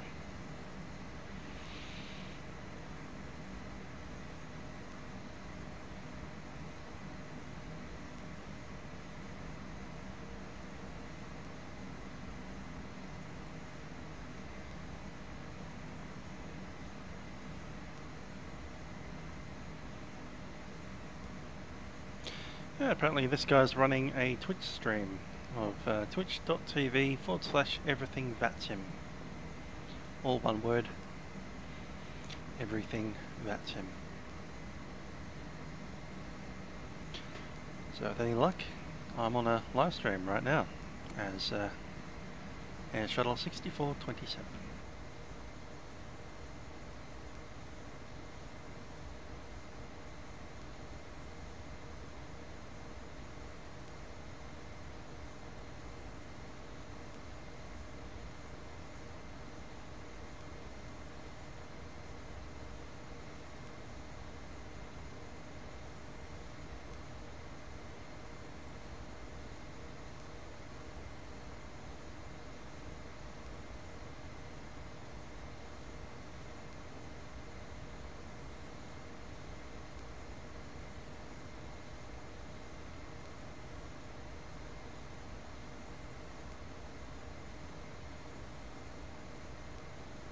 Newark is Ukraine where they have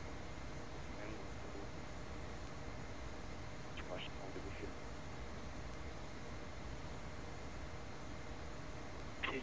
Spirit 2037, having New York Center low cross lurch at and maintain 14,000. Harrisburg altimeter 2941. Descend and expect crossing lurch. Having maintained 140. Altimeter 2941. Then again,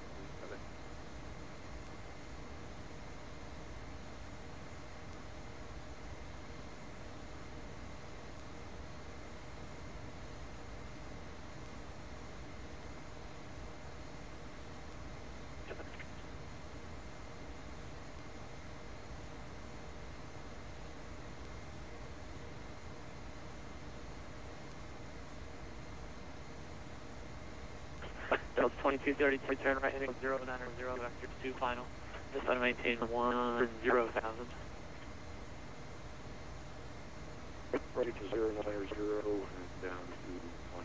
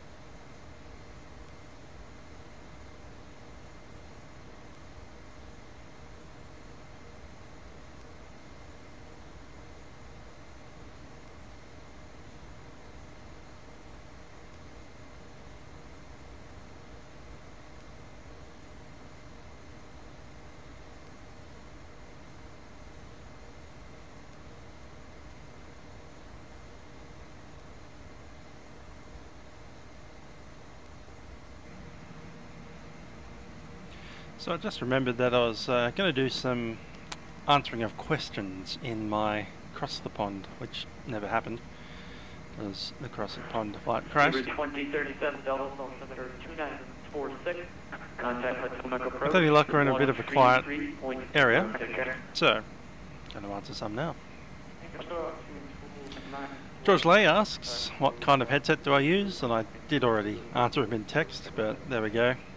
I currently use the Razer Kraken USB, and you can see that on my head right now. I did have to make a homemade pop filter for it because it didn't come with one, and it was pretty bad,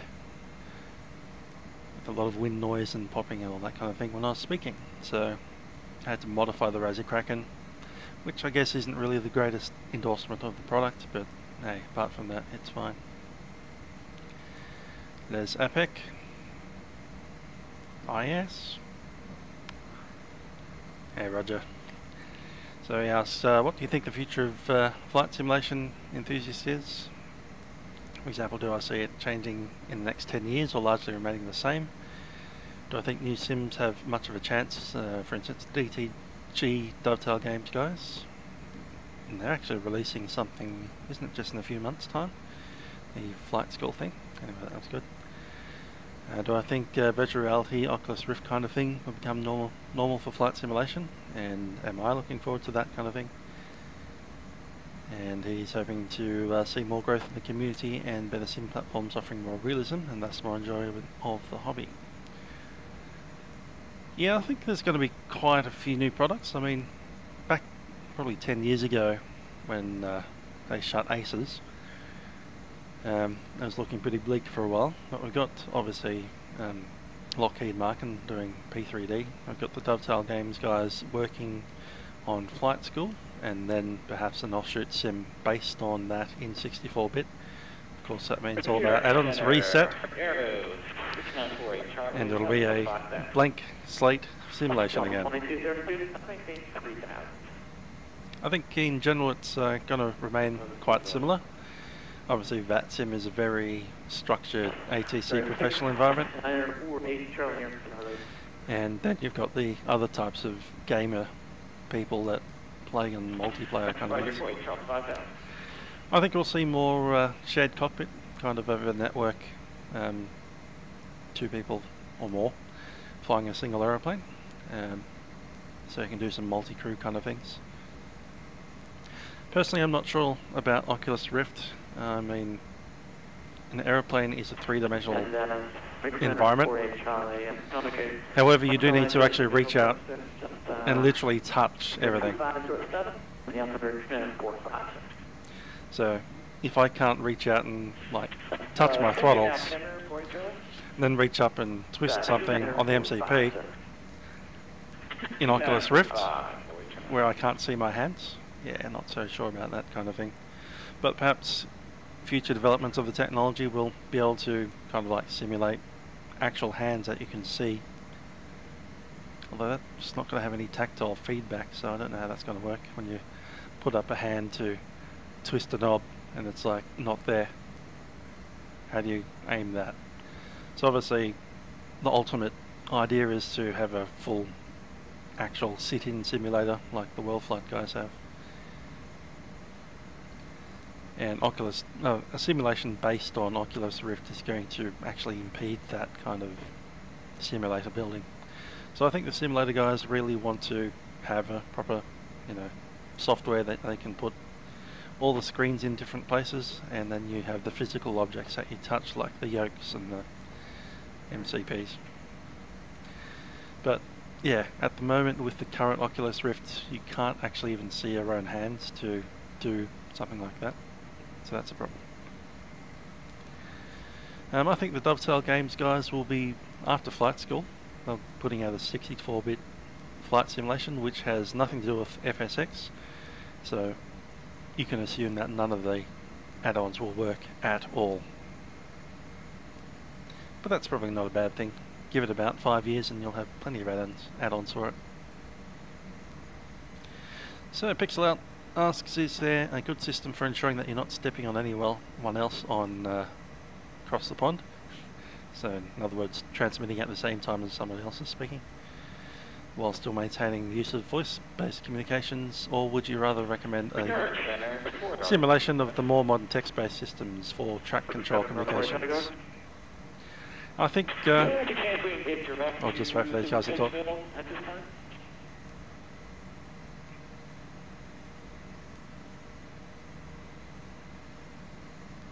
So, anyway. So the real world obviously has got ACARS and CPDLC, all that kind of thing. That's happening in the real world. We are now starting to lag a little behind on that in Vatsim. I think an automated system, which, because at the moment we've got the Hoppies ACARS, but that's a completely separate system from Vatsim. And integrating it into the pilot clients, and most importantly into the controller clients, so that they're not having to switch between 2 different systems. Also, controllers don't like dealing with text too much. However, in the real world, the CPDLC tracking update positioning thing is actually helping provide a position on a effectively quasi-radar screen. It's not really radar, but it gets the updates from CPDLC, automatically updates the system, and so the controller almost doesn't even touch the position report at all. So they're not having to read the position report and update their systems. The system updates itself off the position report.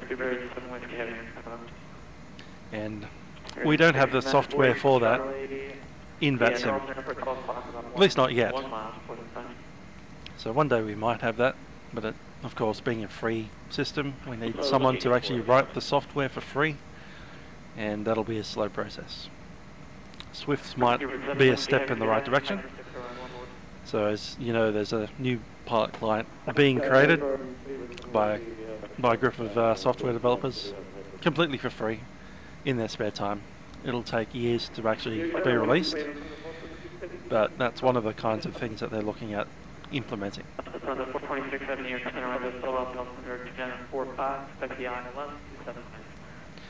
As far as not stepping on anybody else, well, just listen, and if you hear someone talking, release your push to talk.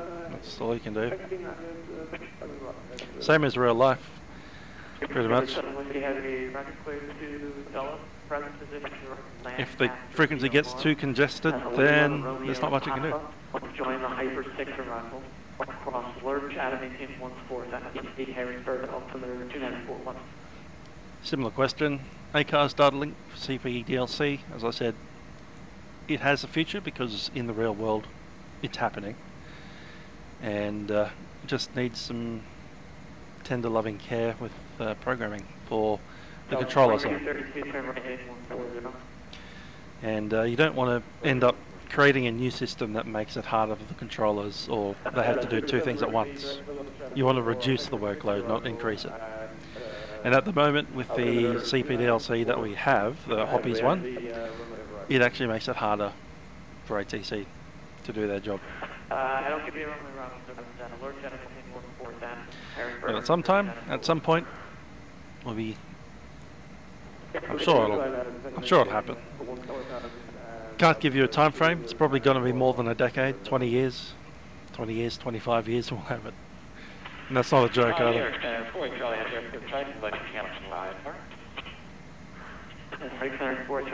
Sudden Darkness just had some issues with figuring out UTC for his time zone. Here's how you find your time zone for an event in UTC. Convert time converter. You select this for UTC, and then you select the date of the event. I'll just make up one. Say it's what's 11th of April? That's Monday. So Milk Run Monday is about 0900 on the 11th of April. UTC. What time is that in Victoria? It is 7 PM. So 0900 UTC in Victoria, 7 PM. Let's do the same. So it's 11th of April at 0900. And I don't know where. Let's pick a random place. Ah. Here's where it just came out of, right?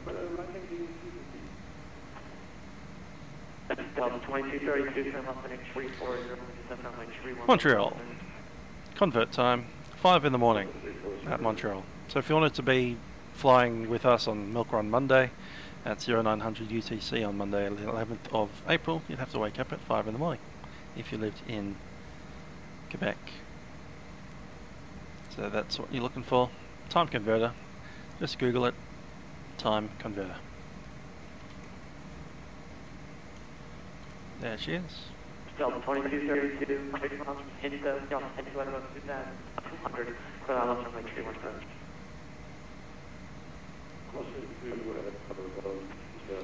I don't know how to answer that question. I've done my best.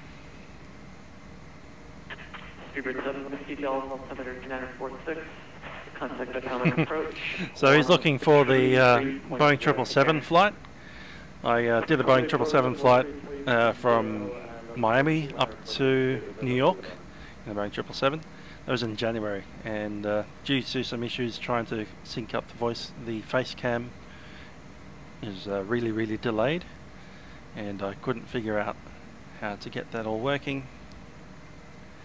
So effectively I didn't, and so I just dumped the face cam, and today I rendered the video, and we'll actually start that upload pretty much this afternoon as soon as we've finished landing this aeroplane. Because if I upload it now, it's just going to be a little bit annoying from the internet perspective.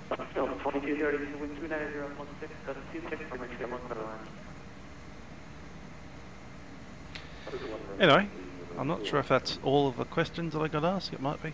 I think it is. Yep. Cool.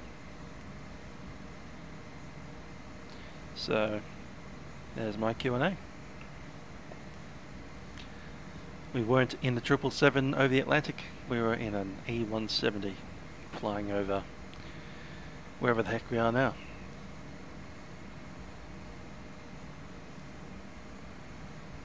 Coming up on Phillipsburg.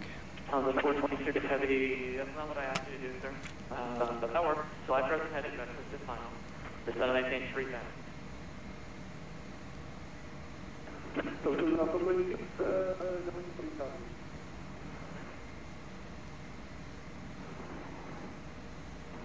Good afternoon, News Center of Wilco.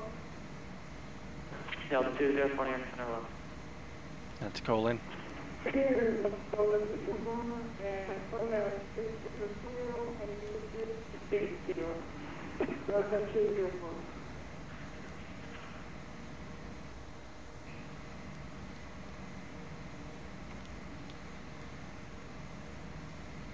Center, Air Shuttle 6427 requesting descent. Shuttle 6427, flight level 280. Flight level 280, Air Shuttle 6427. 280. Let's drop that.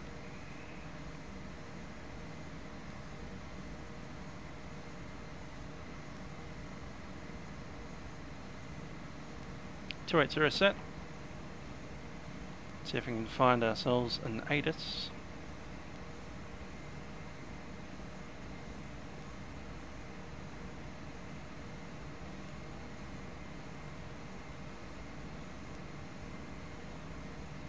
Don't have it.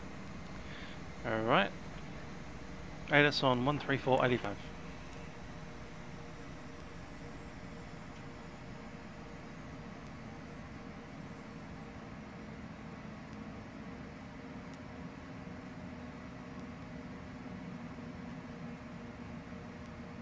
Lufthansa 426 Heavy, I see a turning, sir. Turn right at 010. Do not deviate from the course I gave you, sir. So that's the right 01 or Shutdown.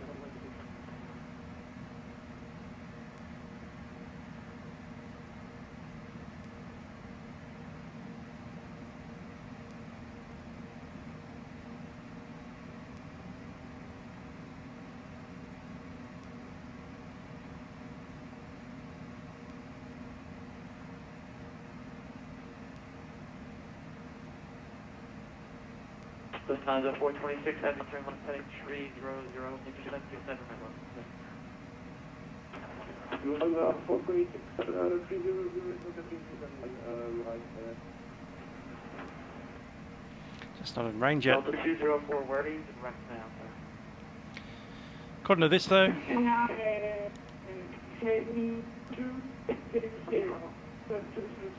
so information Sierra.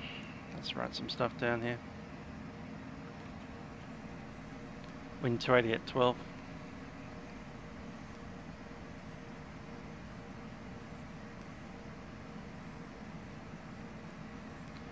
Cool. What else do we need to see? 10 statute miles. Few at 4.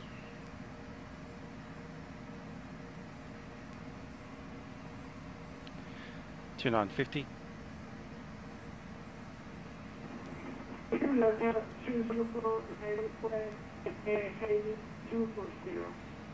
Landing runway 01.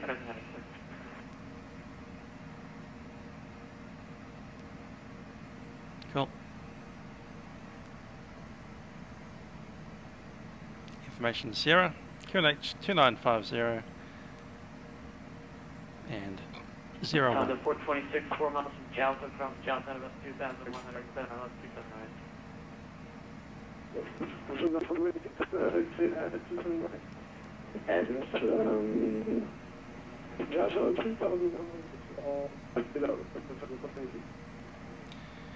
01. Okay, one right is quite likely. Let's set that one up. Approach runway 1 right. Delta 2621 from the Harrisburg taxi, Alpha the parking picture.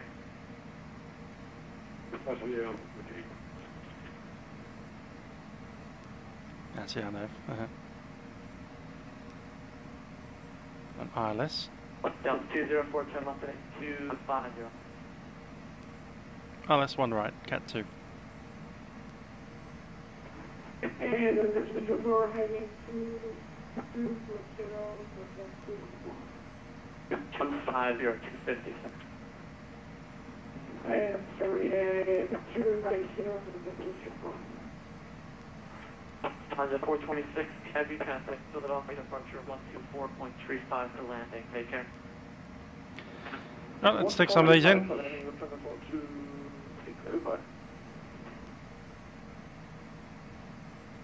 Swap that over there. Cool. So minimums is 100,000 to go.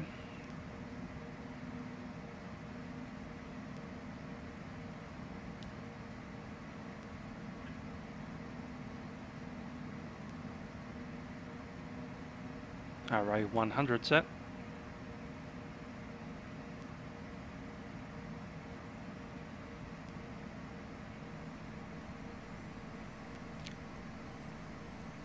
Go to preview mode.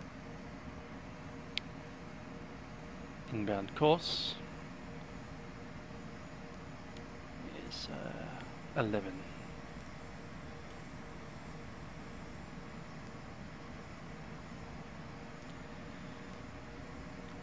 Center Race Shuttle 6427, maintaining flight level 280.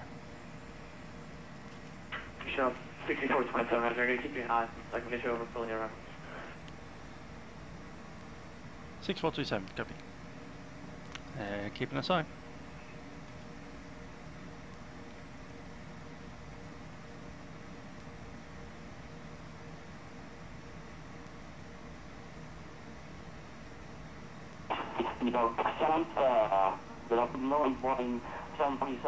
Charlie, 11 is set. What do we need here? 737 Charlie, Charlie here. Hello, cross, landing. Localizer 1101. Let's see here, best forward speed, please. sorry. Number 737 Charlie, Charlie, New York Center, cross, landing, at maintain, flight level 190. Of course, landing, flight level 190, Center. Going to use runway 1 center as the other option. New York Center, you got a 220 with you climbing flight level 2852340. United States Plane York.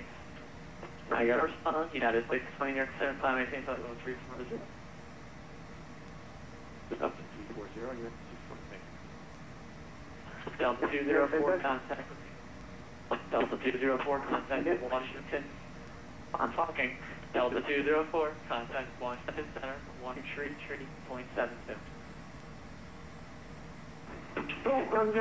Washington Center, 111.3. I'll actually check that in as well. Let's go to the nav page. Arrival. Approach. It's going to be runway 1 right.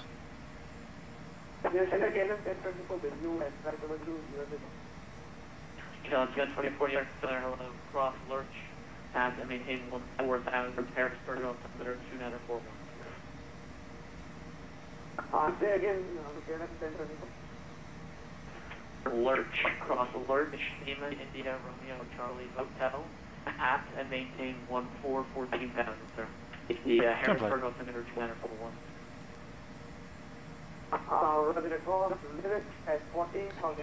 Prevo. And New York Center, Delta Flight 1401, receive flight level 400. Delta 1401, New York Center. Yeah, we're not to Prevo. Dafix. New York Center, Southwest 426. Descending through now, flight level 225, down to flight level 200, checking in. Southwest 426, New York Auto Center, brakes cross, will be Clipper. set to low. My bad, that's cross Troy, that'll maintain 12,000. Pass the signs and Philadelphia, altimeters. altimeter 2945.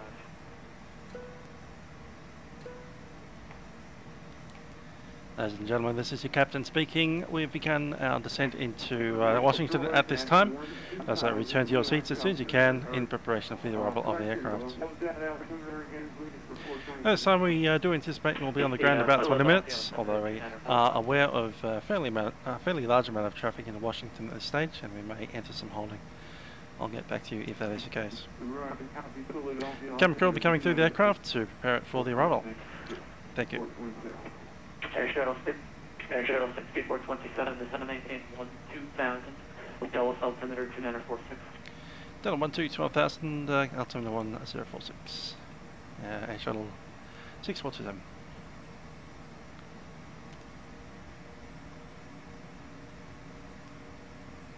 Okay, we can go flight level change.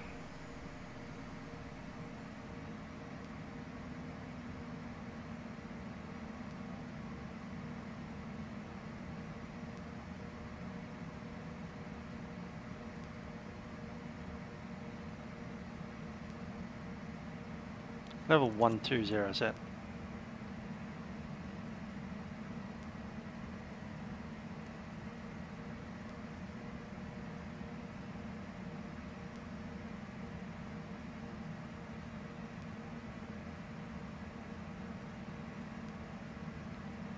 Check with Alice. Wind 220 at 9.17. Visibility 10. 6,500 scanner. 1,000 scanner. Temperature 17. 2.2. Altimeter 2946. Washington Delta. 2946.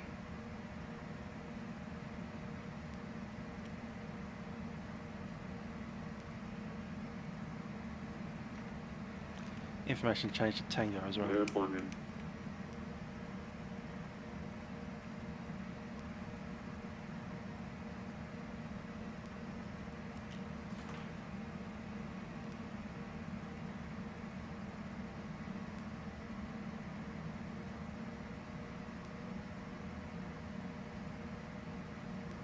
To 946. Let's double check that again. One left and one right. Departing runway 30. Simultaneous approach is in use. Notices to airmen. Contact those ramp controls and pushback and contact 129.55. Numerous planes north side airport and below 215 feet. Pilots shall operate PPDRS with altitude while on taxiways runways. Bird activity vicinity airport. Operate transponder on mode Charlie on the taxiways and runways. Advise on initial contact. You'll have information tango. Joe Center, hello, Papa, Radar and Procedural, 0. Did you get a head on from Boston, sir?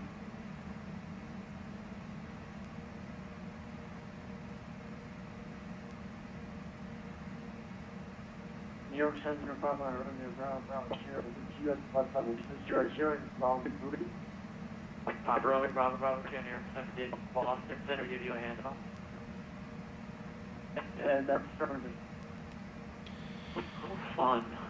Okay, IAD gates in use. This is a nice little feature from ZDC, and it'll show where the aircraft are, who they are, in an updating map that loads every 10 seconds, so you can see which gates are free.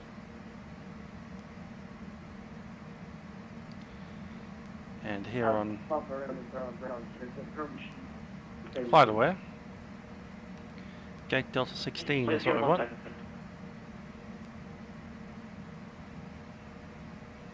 And that is clear.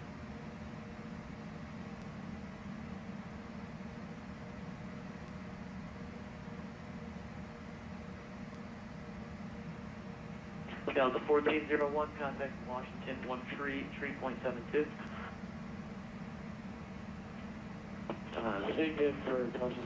So from one right, we'll probably come in vacating on Kilo 4. 1401, contact Washington Center 133.72. And entering Juliet, all up, enter on Echo, and then taxi all the way along the midfield terminal ramp. We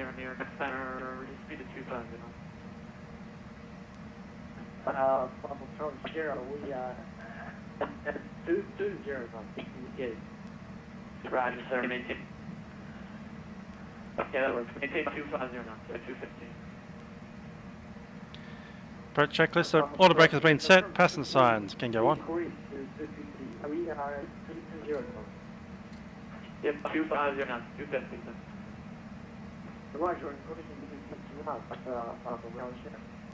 It's 737. Terminals are set, approach checklist complete. Contact New York approach 128.1.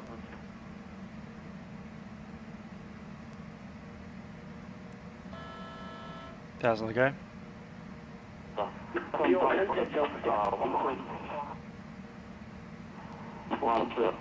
That's the drift speed as we have it. Down to 250. 6182 with you and descending to flight level 225 or 220 level while low. Southwest 426, contact Potomac approach 119.85. Contact Potomac approach 119.65. CPD 18 minutes, Southwest 426. Oh, take care, 126, 1 should be us. KLM 1024 heavy. Contact Potomac approach 133.0.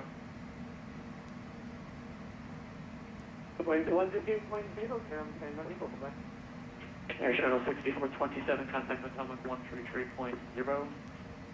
Road approach 133.0. Air shuttle 24 second 6427. Delta 6182 near San Francisco 250, hello.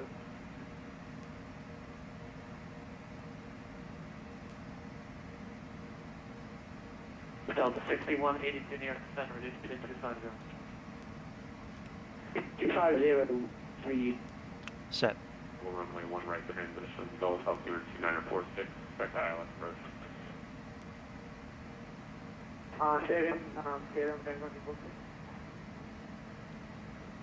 KLM 1024 approach, good afternoon, and descend via the hyperspace arrival from runway 1 right transition, Gulf altitude 2946. Sounds like Carl Rogers. Can you please repeat that transition? KLM 1024, runway 1 right transition.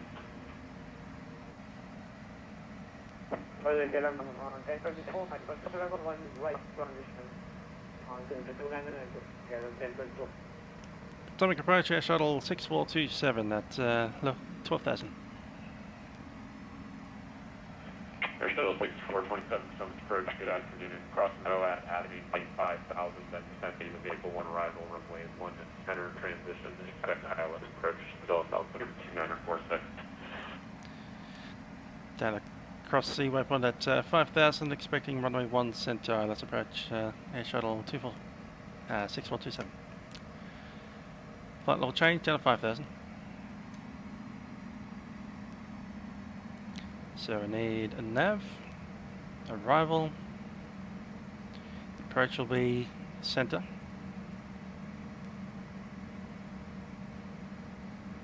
Charlie ascend. Set. Air Shuttle 6427, contact approach 126.1, good day. 126.1, Air Shuttle 6427.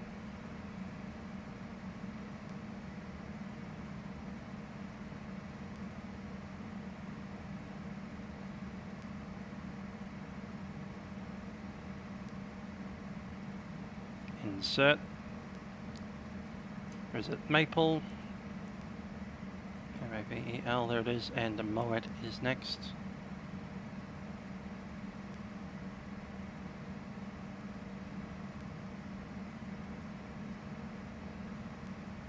Set.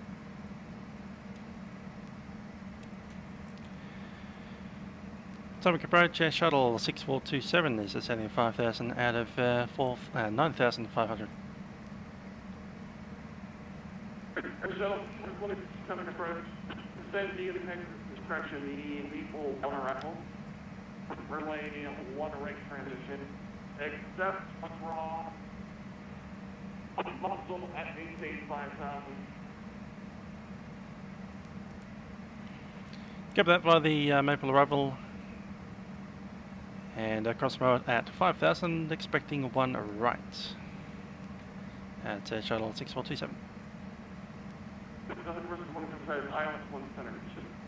Okay, with that, ILS 1 center at shuttle 6427. Center it is.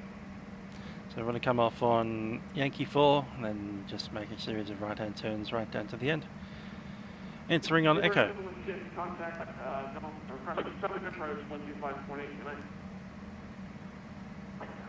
Order 12, sorry, I was just interrupted. 125.8 meter. Let's go to the VNAV path.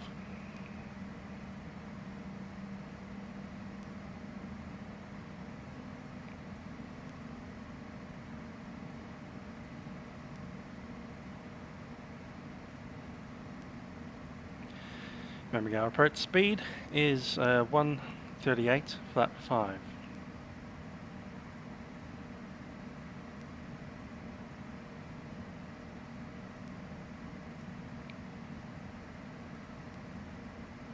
And we're okay for the profile, slightly low if anything.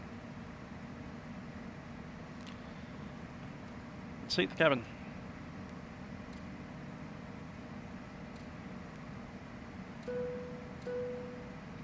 Cabin crew, seats for arrival.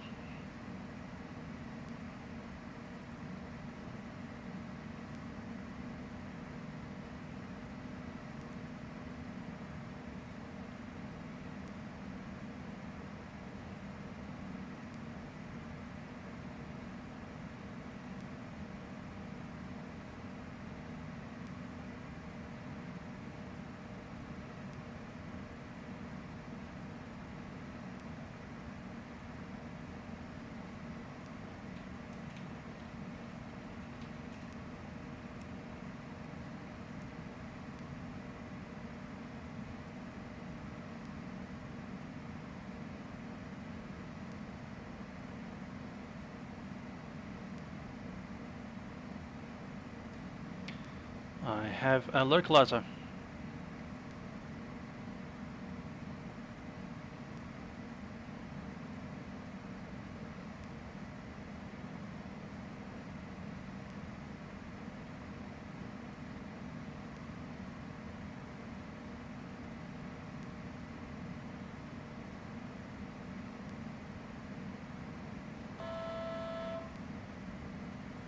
Just check it's the right one.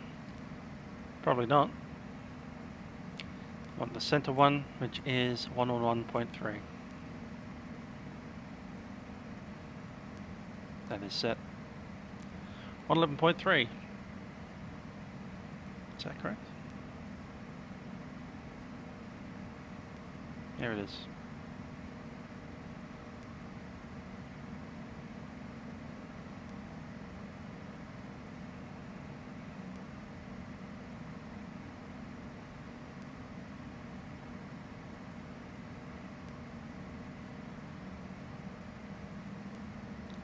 Going to heading.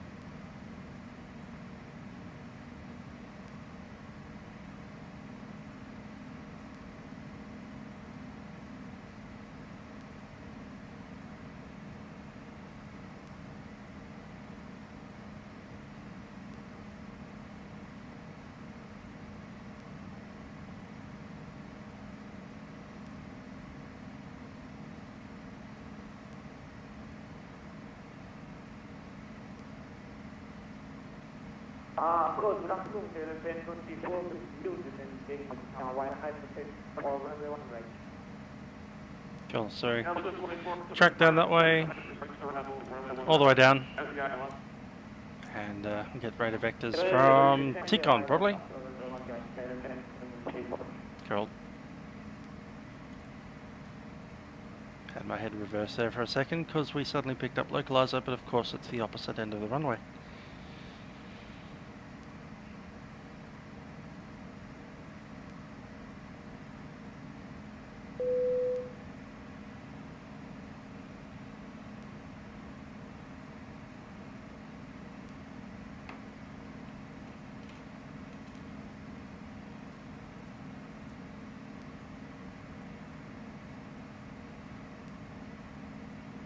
Taylor says 24 across the Muscle intersection at 4,000.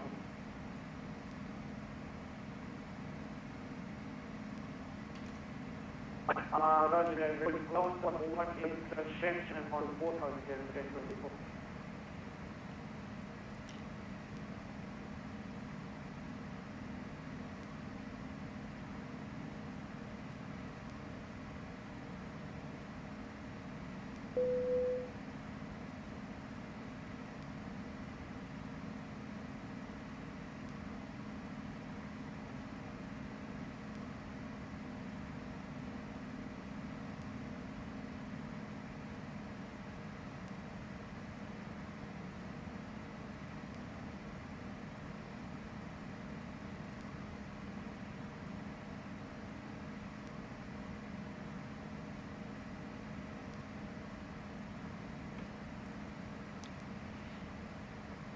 Heading selected. Still in LNAV though. Just matching the heading with our nose.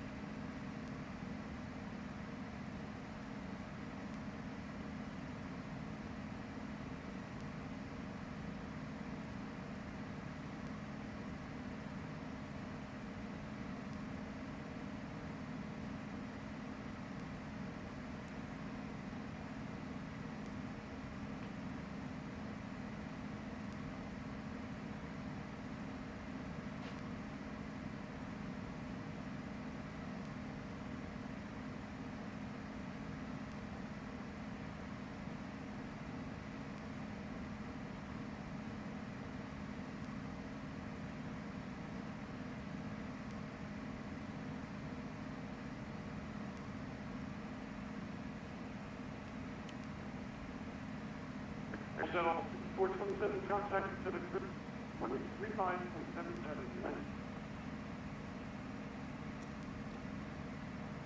Just also Silver there, taking the frequency 6427. 135.77. Over 125.77 and shuttle 6427.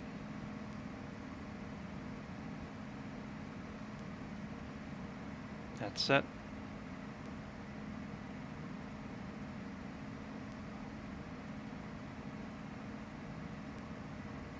Heading on that one.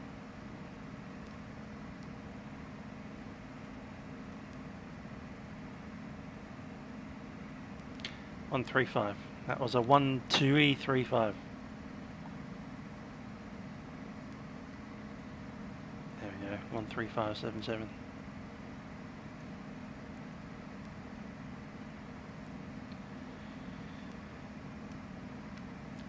The approach Air Shuttle 6427 at 5,000 feet.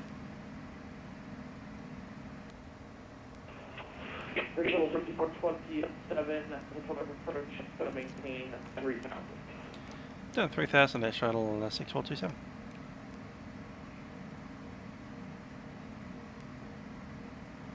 Down to 3. Might do flight path angle on this one.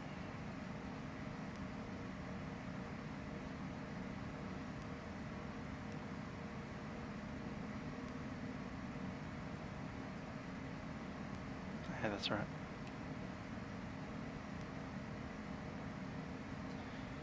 I'm going to go down at 3 degrees.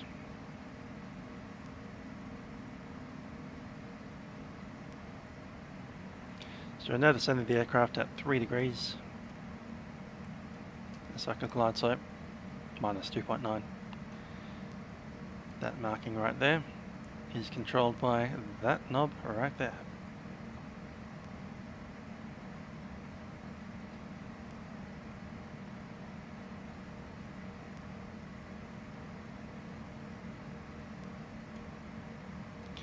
All the lights are on, cabin is seated.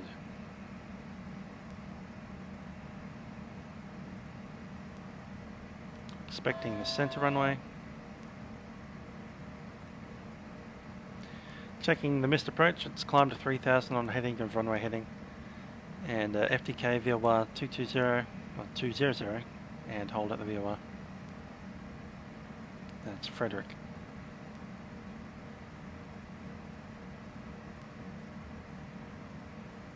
So you see the radial there on the front of the runway. It's 109.0 Frederick 200. So the straight ahead intercepts that radial and off you go.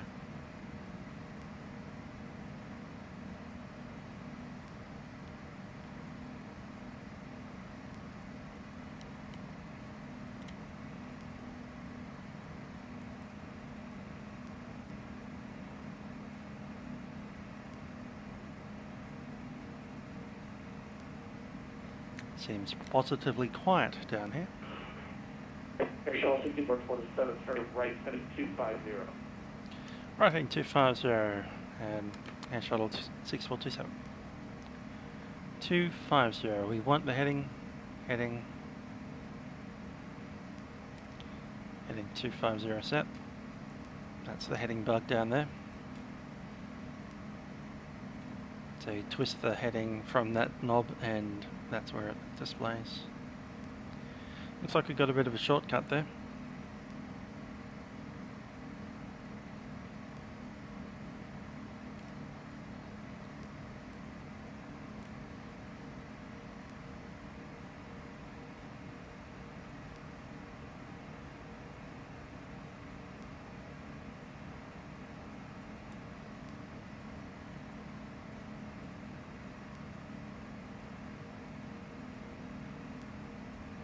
Air Shuttle 6427, 5 miles from Cary, turn right, 340 cross Cary, header above 2,900 clear by LS from our approach. Heading 340 and cross Cary and above 2,400. Clear the LS approach, runway 01 center. Air Shuttle 6427.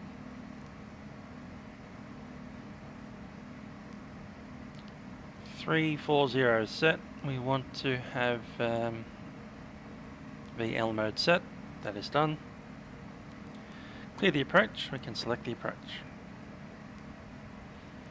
Approach and auto land is armed.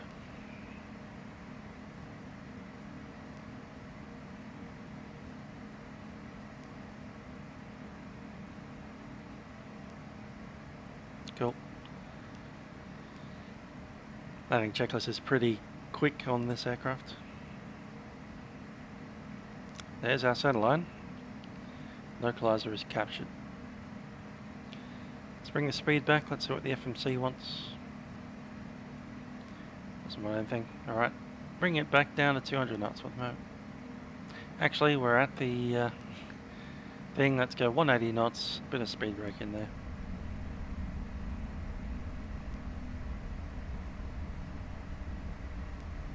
Okay, cut the speed brake because it wants some power for some reason.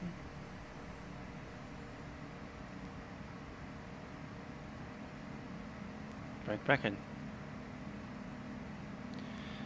Glide slope capture, landing gear down.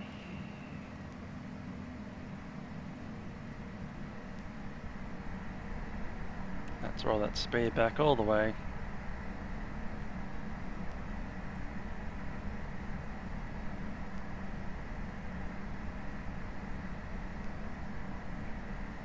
Air Shuttle 5427, contact full power 134.42.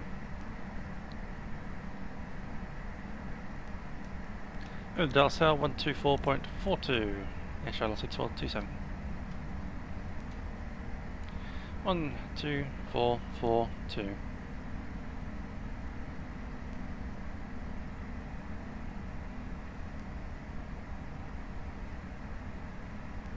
It's 134, isn't it?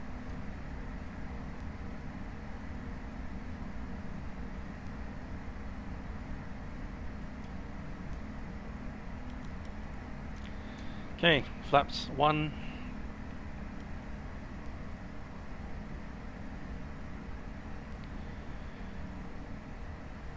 Dulles Tower, Air Shuttle 6427, final runway 1 center. Flaps 2. Air Shuttle 427, windows 089, gust 17, runway 1 center, clear to land. Runway 01 center, clear to land. Air Shuttle 6427. Flap 4.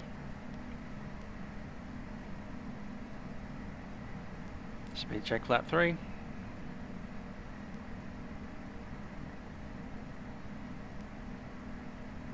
Flap 4. Let's drop throttle.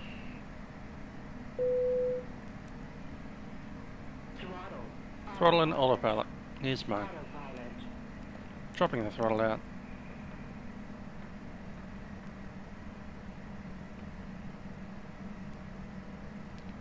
And flaps 5.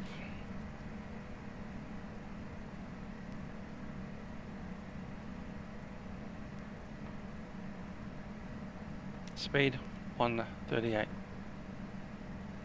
Gee, 141's fine with the turbulence there.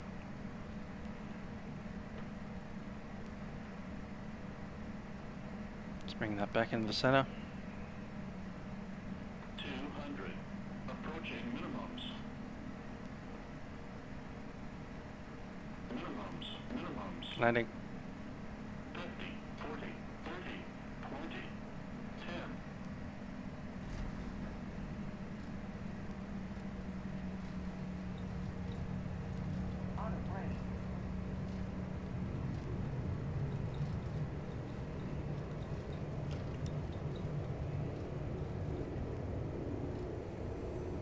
Missed that one. Next one.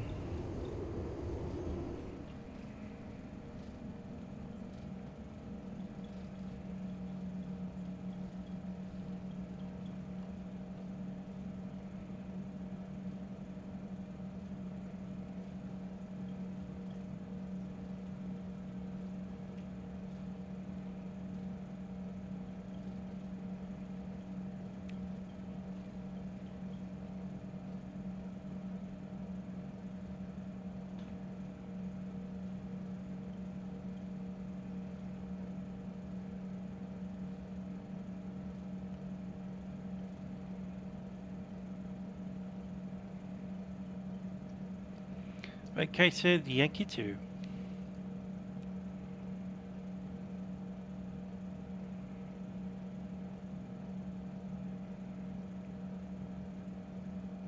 Shuttle, contact ground 121, please. Over the ground, what's 1.62, Air Shuttle 6427.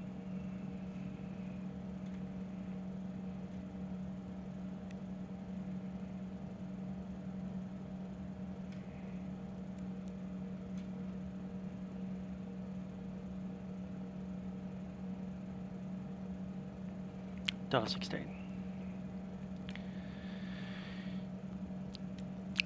Dallas Ground, Air Shuttle 6427 has vacated on Yankee 2, looking for gate Delta 16.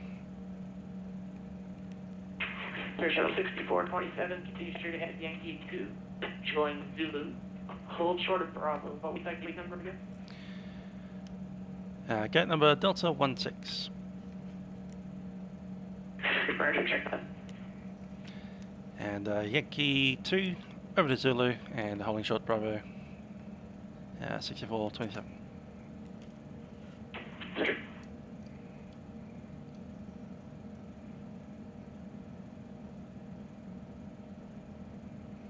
Flaps up.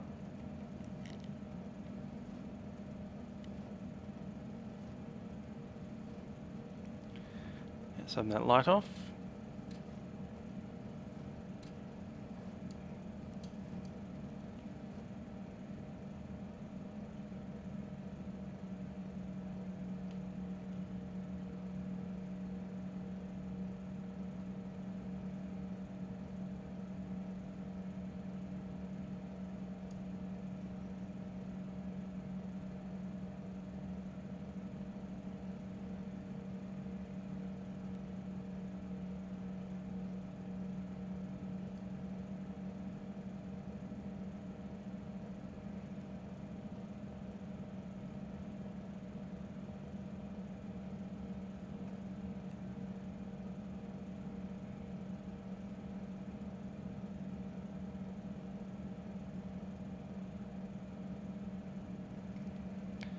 Let's get that AP going.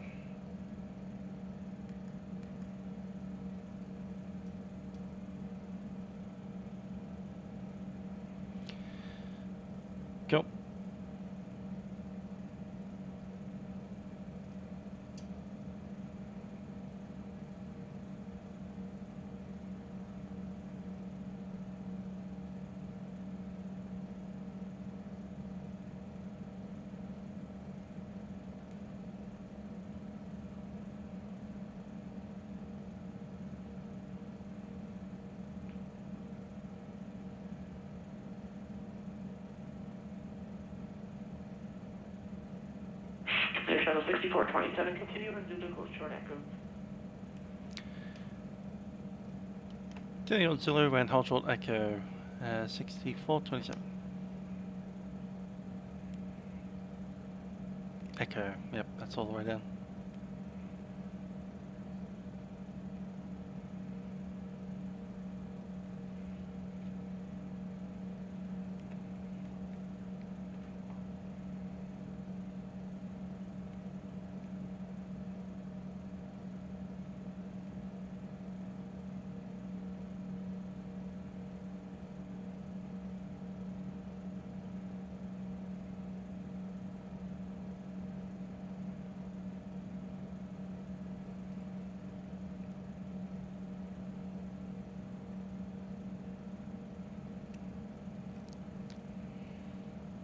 Quiet enough. Ladies and gentlemen, this is your captain speaking. We're just taxiing down into the terminal at this stage. We should be at the gate in about 5 minutes or less. Hope you enjoyed our flight. Thank you for flying with us on our Embraer E170 on a flag of United Express. From myself, Captain Trent, and those of us in the crew, it's been a pleasure serving you on this flight down to Washington area. Currently the weather is reasonably nice. We have a temperature of about 65 degrees Fahrenheit and a little bit of scattered cloud. Not too much in the rain department, certainly a lot warmer and a lot clearer than it was up in Canada. Once again, thanks for flying with us. I hope to see you again in the future if you do choose to fly. Air Shuttle 6427, as you approach, actual contact ground control 129.55. 129.55 at Echo 6427.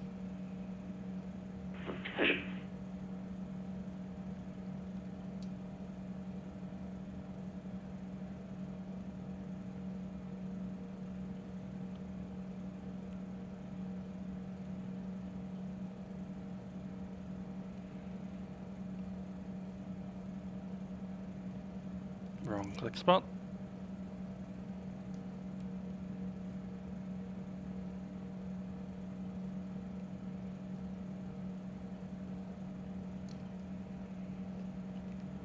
There's Echo.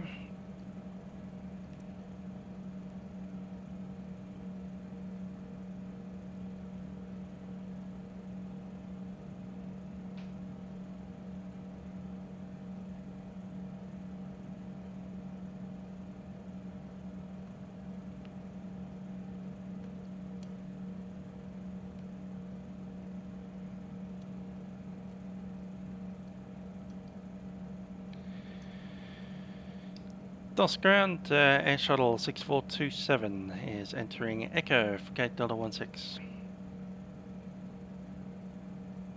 Air Shuttle 6427, Dallas ramp, good afternoon. Go ahead and continue to taxi on Mexico and you've made part of the gating choice. For Echo into the gate, Air Shuttle 6427.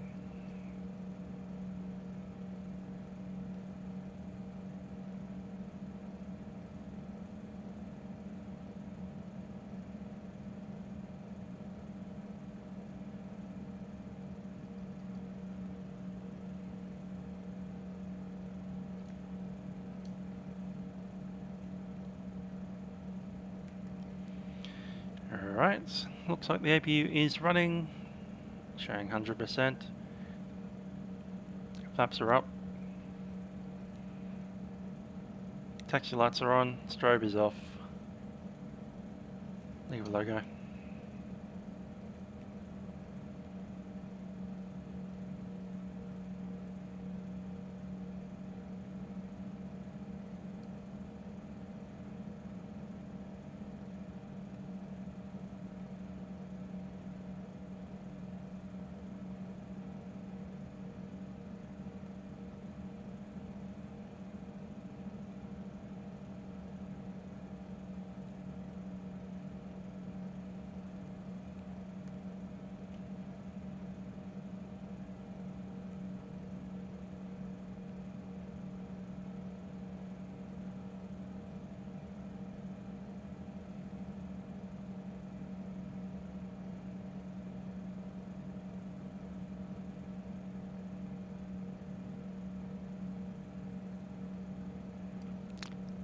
I've spotted the line.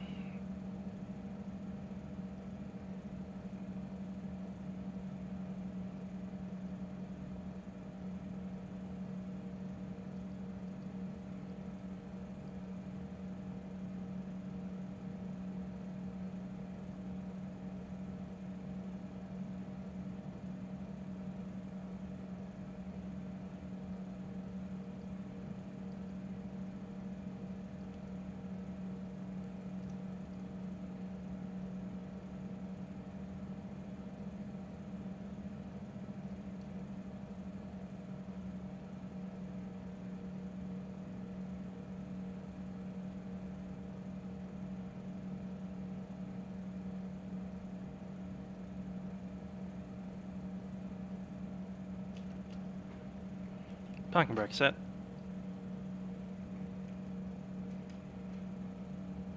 Cool. Okay then, let's just double check the checklist before we go. Parking brake is set and we can shut down. APU is running. Engine 1 shut. Engine 2 shut.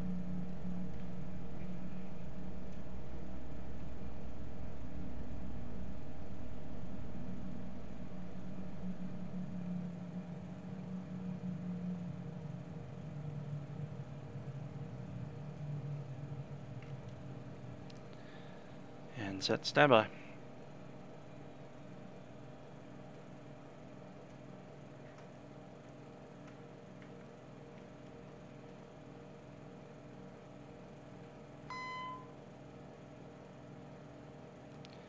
Engine 1 is quit.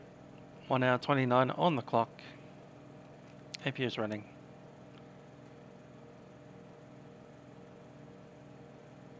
Windshield heats are off.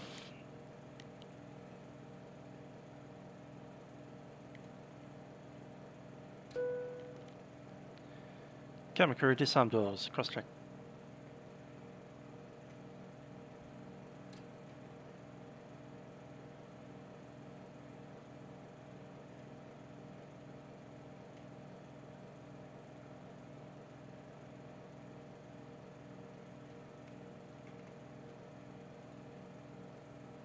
Cargo doors are open.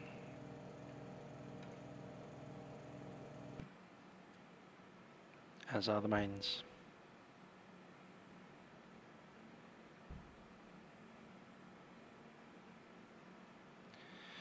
Alrighty, so that's us